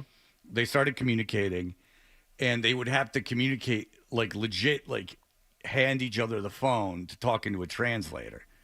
That's how they communicated. And then she flew up, and they dated. She lived with them for, I'd say, 3-4 weeks, and then they got married. Huh. And that didn't last. No. I think it's a nice story. I'm sorry it didn't work out. I didn't tell him not to do it because he's a grown man, but I certainly didn't go, great idea. I think I saw anyway, my point is this. I honestly think, and I would prefer to my own life, like, if I was doing, like, if you were like, that looks ridiculous, and I was like, why? And you told me, I wouldn't begrudge you for telling me that. I might disagree with you and just wear it anyway. But I would actually kind of appreciate that you said it instead of teasing me behind my back. And, like, if I was making a tremendously bad life decision, I would appreciate it if you just didn't say anything. A lot of it has to do with tone. You can say a lot of these things, but it's the manner in which it's said. Yeah. Well, if you say it on the air, then it's for entertainment, and so it's even nicer, in my opinion. All right, Go ahead. This is maybe a segment for tomorrow from Mitch, who says the most influential 80s very special sitcom episodes. What would they be? Now, influential, I can name a bunch off the top of my head. Okay, so again, maybe this is an entire segment for tomorrow. I will tell you the one that Mitch led with, which was the very special Punky Brewster episode. Where she got stuck in the refrigerator. Her friend Cherry was trapped in an abandoned fridge. Yeah, I know that one. There is, of course, the trifecta of Different Strokes, where the girl was, Kimberly was locked into an apartment while Arnold was watching NASA videos in the other room. Then, of course, there was the dangers of being addicted to the internet and media. Okay, very special. Well, no, I mean, it was VHS tapes, and he was playing them so he could take advantage of his sister. Then there was, of course, Dudley and Arnold at the bike shop. Which did kids stop riding bikes? I'd question the influence. No, but I think that you would maybe not drink wine and watch animated pornography with the bike shop owner, which is what Dudley and Arnold did. And then Dudley's dad came in and looked like he could have wreaked havoc if he wanted to. Dudley's dad was not a small fella. And then, of course, in an act of desperation, Sam got kidnapped by a family of 4 and was introduced as their new brother. And everyone was supposed to, in the family, just go, oh, okay. Right. One of the dumbest, very special episodes of all time. He's taken from a rural convenience store by a gentleman who then takes him to his house with his 2 teenage kids and wife and says, this is your new brother. And they all are supposed to, because his son had died. And he's like, oh, here's a replacement. And they're all supposed to sit around and like not say anything. Like they're going to just get along in the world with this. Sam was like, 8. Like that would raise no red flags in the neighborhood. Like you got 2 kids that are running around town and a wife. Yeah. But you just keep Sam at home. He's the new kid. You get this straight, Sam. This is your family from now on. And stay away from that telephone. You step out of line just once. You remember what I told you I would do? Kill his parents. I will kill your parents, Sam. Yep. Jesus. Kill his parents. That was an episode of Different Strokes. Ridiculous. Tuesday at 9 on ABC. But when we were kids, that was everything. Getting kidnapped was everything. And Hardy, you lived in suburban Detroit. Oh, this was a real thing. Where there was a guy in suburban Detroit that was kidnapping kids, killing them, and getting away with it. He got away with it. He was never caught. The OCCK. And so, Oakland County, where we lived. Oakland County child killer. Killer. God. And he did it and got away with it. What year is this? Early 80s. And so, everything in school, we lived in Oakland County, everything in school was getting kidnapped. They made everyone agoraphobic. Like that, go YouTube Red Light, Green Light. We talked about it before. And imagine that film strip. First of all, if you're gay, you can't like it because they're like gay. Like one guy's, it's a kid walking home from school, and on the way home from school, he's confronted by 5 adults, all of which either want to molest him or kill him.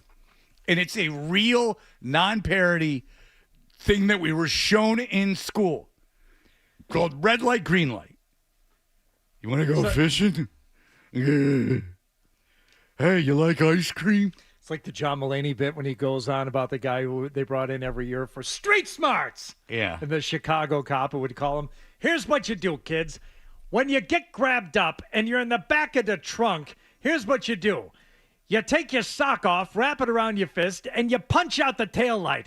That way you can wave your little hand through the opening to motorists behind you to let them know that you're in trouble. Street smarts. Yeah, but because of the Oakland County child killer, we were consistently inundated with kidnapping. Like So- in my elementary school, to my recollection, the ones I remember, every assembly was about getting kidnapped. Okay, so I had to look it up because I thought it was early 80s too, because it continued obviously until you were a kid. Yeah. I remember it as being very young. It was late 70s. There were 4 kids from all around the cities that you and I lived in. So you could probably draw a circle. Ferndale, Royal Oak, Berkeley, Birmingham, all very close to where we live, Fred. Yeah. 4 different kids. And they, again, if you look it up, a serial killer grabbed up all 4 of them, and that the kids were subjected to some kind of torture and imprisonment before they were killed. And then but the guy was never caught. They did DNA testing, and apparently one guy they don't know, and one guy is in prison. All right, well, whatever. If it was DNA testing, it certainly wasn't in the late 70s, early 80s that the guy was caught. No, but years later. Yeah. But when we were kids, the guy had not been caught. No. Yeah, that was an error. That was kind of like the way COVID was handled. They went, the people had good intentions, but then they really went overboard and screwed things up completely. Like kids should have been back in school at COVID that fall. Like, and the CDC says so. They're like, we screwed up. Like, they should have been back in school. So we've done, we'll see the damage we've done to the children. Are your kids starting to come out and say how much they hated it? Yes. Like starting to start reflecting on it a little bit. Yeah. And going how terrible it was. Yeah, mine are too. We're 4 years by it, but every once in a while. And it's not like, oh, Dad, I want to talk about 4 years ago. I was out walking the dog with my kid, and it just randomly came up. Yeah. It's slow and subtle hints and bits and pieces. Yeah, so everything that every child psychiatrist told you during that time is going to come to fruition. It did damage to them mentally. So, the idea with our elementary schools were, we certainly don't want these kids to get kidnapped, so we got to teach them about getting kidnapped. But while that's all well and good, they also made us terrified to do anything. That every adult was this monster capable of kidnapping us and torturing us and murdering us, and society was unable to even find them and punish them. That without any penalty, they could do that. A bit of a misstep, I'd say, by the people of southwestern Detroit. That's what I would say. All right. When we come back, we will have the stack. Here are... Oh, what is this? Headlines. Right. Yeah, well, real quick, though. Mike, go ahead. Hey, guys. First of all, as I'm driving down Boylston Street, apparently you can just leave your hazards on your car, and you can leave your car wherever you want. It's an amazing thing about Boston. Yeah. But try Columbia Avenue after work in Dorchester. Anywhere in Boston. There's no law. It's Just leave your car wherever you want. Yeah. But anyways, as you talk about child psychiatrists, I'm 43 years old. I never look at a refrigerator not think of being stuck in it. Yep. What was this thing in the 80s where Cherry was just they needed to do a very special episode of don't hide in a refrigerator? Was this a thing that none of my friends hid in a refrigerator? I never thought of hey, I want to go in a refrigerator. Why was this a thing that needed to be done? Because to this day, I'm afraid of being stuck in a refrigerator. And I don't know why. Still to this day, but I know why, because Cherry got stuck in a refrigerator. And the thing is that the big thing was when you leave your refrigerator out to throw it away, take the door off the refrigerator. And to that, I would say, who's picking that up? Where? There's just refrigerator doors all over next to the double parked cars on Boylston Street. Yeah, exactly. What? I'm going to carry my refrigerator to the curb, and then who's taking it? Who's removing the refrigerator from my property? Yeah, that was a big thing. You had to take the refrigerator door off. I think there was a Fat Albert about that, too, where one of the kids might have gotten stuck. Or they at least had a lesson about not getting in a refrigerator to hide. There's a whole Wikipedia entry on refrigerator death, and apparently the 50s, it really reached epidemic proportions, where dozens of kids over the course of a couple of years. You remember the Leave It to Beaver where Lumpy suffocates. And then his father was such a dick. I thought that was an autoerotic thing. Oh, no. Oh, it was. But Mr. Rutherford finds him, and he was such a dick, if you recall. He just was A very special Andy Griffith episode, perhaps. Oh, no. Not in Mayberry. Yeah. They just let the drunk... No, Hardy's the expert on Andy Griffith. So Griffin. They let Otis haul it away for a couple extra dollars so he can go buy some more moonshine. Yeah. They never stepped in. They just kept arresting him. All right, so we'll be right back here at the headlines. Sports Hub.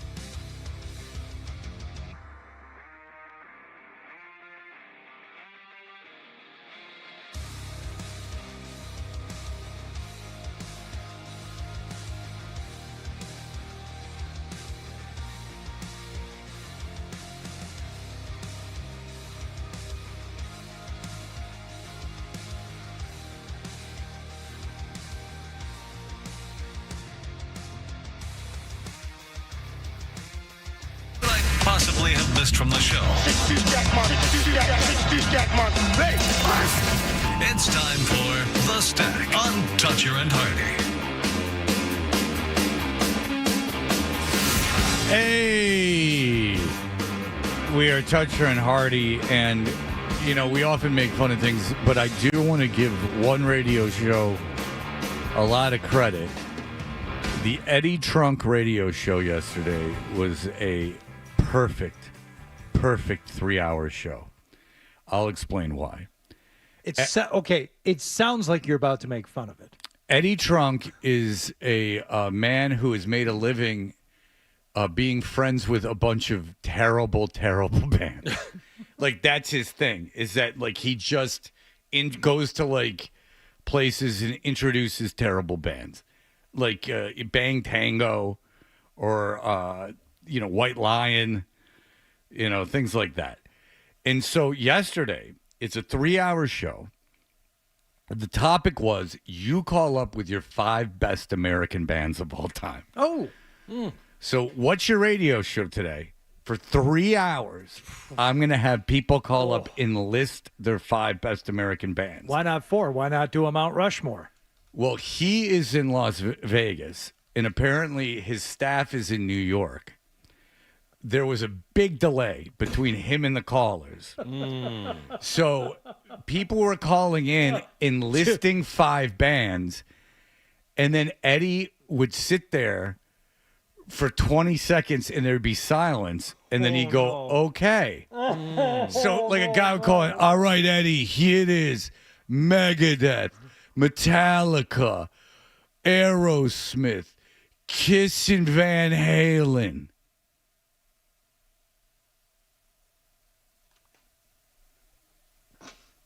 Okay, that's a good list. And then so I was having a great time, but then I had to go do what I had to do. And then an hour later, I got in the car, and it was the end of it. Eddie.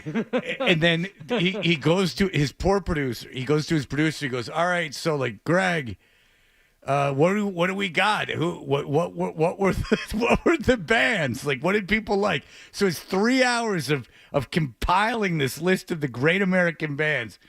And he goes, well, Van Halen was by far number 1. And he goes, oh, that's no surprise. He goes, what else? And he goes, I don't know. Yeah. It was a symphony. That guy is on the radio for 3 hours a day talking about crap. Over the entire continent. This is satellite and people radio. Are paying for the privilege. That used to be a premium channel, too, that you had to pay for. It was the old Opie and Anthony channel, because it's got Jim and Sam on it, and it's got Ron Bennington, who I'm a fan of. But that Eddie Trunk show is really something. Oh, is it great? Just can you imagine coming into work, say you hate the show, whatever, or say you hate any show in town.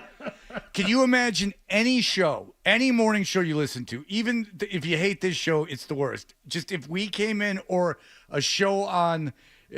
Kiss came in, and Kiss 108, and they said, all right, for the next 4 hours, I want you to call in and name your 5 favorite bands.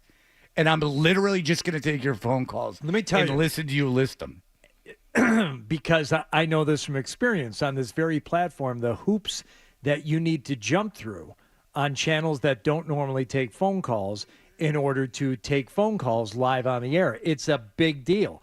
And I would say, just to toot our own horns here, and I don't mean just this show, I mean anyone who does call-in talk radio, there are ways to do it, and ways to do it so it's listenable. And when these channels try it, Fred, despite the fact that you listened, it's unlistenable. Oh, no, I only listened because I am in radio. Like, and it was such a disaster. Like, first of all, the idea that that's what you were going to do for the day is hysterical for me. Even if I was making no money, just for my own pride, I wouldn't do that. Yeah. I would sit there and babble about anything, which is, I do that many days here. But I couldn't just go. Well, first of all, the way to not take phone calls is to create a topic and then go call in about it. That's not a good way to do phone calls. No. Well, I don't want to go too far down the rabbit hole here, but you don't do topics, you do issues. You can do an issue based on a topic, but then, yeah, you can take phone calls, but... They have to come kind of organically, unless you're asking a specific question like about Arnold Schwarzenegger and twins, if that's the ideal man body and you need a female perspective on it. Yeah. Just for our stack here, seeing how Wallach has completely ignored the Mass Am going on this morning. I have. I mean, what is it? What is your job description? Aren't you supposed to, as part of your job, Wallach, in the headlines, to give us updates on things happening in sports? Yes. Okay, well, I want people to listen to what I have to say. I think if I include the Mass Amateur, it'll be a quick turnoff. That's just my personal opinion. Wasn't he doing 15 minutes on Bruins contracts yesterday? Well, no, he was doing USA Basketball the other day. I think more people care about USA Basketball than the Mass Amateur. It was that USA Basketball injuries. He was babbling on and on about USA Basketball. Yep. Matthew Nomick of Framingham Country Club taking full advantage of home course advantage. He's 3 up through 11 against medalist Matt Cowgill from Granite Links. How's your next door neighbor doing? That's all I care about. He's evened up the match. He was down 1 after 1, but they are tied through 3. Siobhan Bahamik versus Danny Frodig playing out at Dedham Country and Polo Club. Now, name the 2 names that you said at 6 involved in this tournament. Oh, Stephen Hanjack. And we said Day 2 of the 116th Massachusetts Amateur Championship here at Framingham. His name is David Hanjack. No, Stephen Hanjack from Mass. It doesn't matter. Yeah, whatever his first name Stephen is. Hanjack. His name is Hanjack. Yeah. And we said that's an unfortunate name, and Hardy was incredulous because he's done the golf show. And what was the other guy's name? They're the medalist honors are named after someone named I think. Harry McGroin or something. Yeah, it's like some incredibly terrible name. But Hardy's neighbor is just like a guy with a job, and was it Harry McCracken? Was that it? It was Harry McCracken. The Harry McCracken medal. I'm going out to the tournament right now. Enjoy yourself. Well, after the meeting, I'm going out there to watch. Will you be calling in live? I find that very difficult to believe, Hardy. No way. Believe it or not. You got to be joshing. Live updates. Well, we'll try not to take too long in the post-show meeting. Thanks, I appreciate it. Yeah, you're welcome. All right, that'll do it for us, everyone. Have a fantastic day.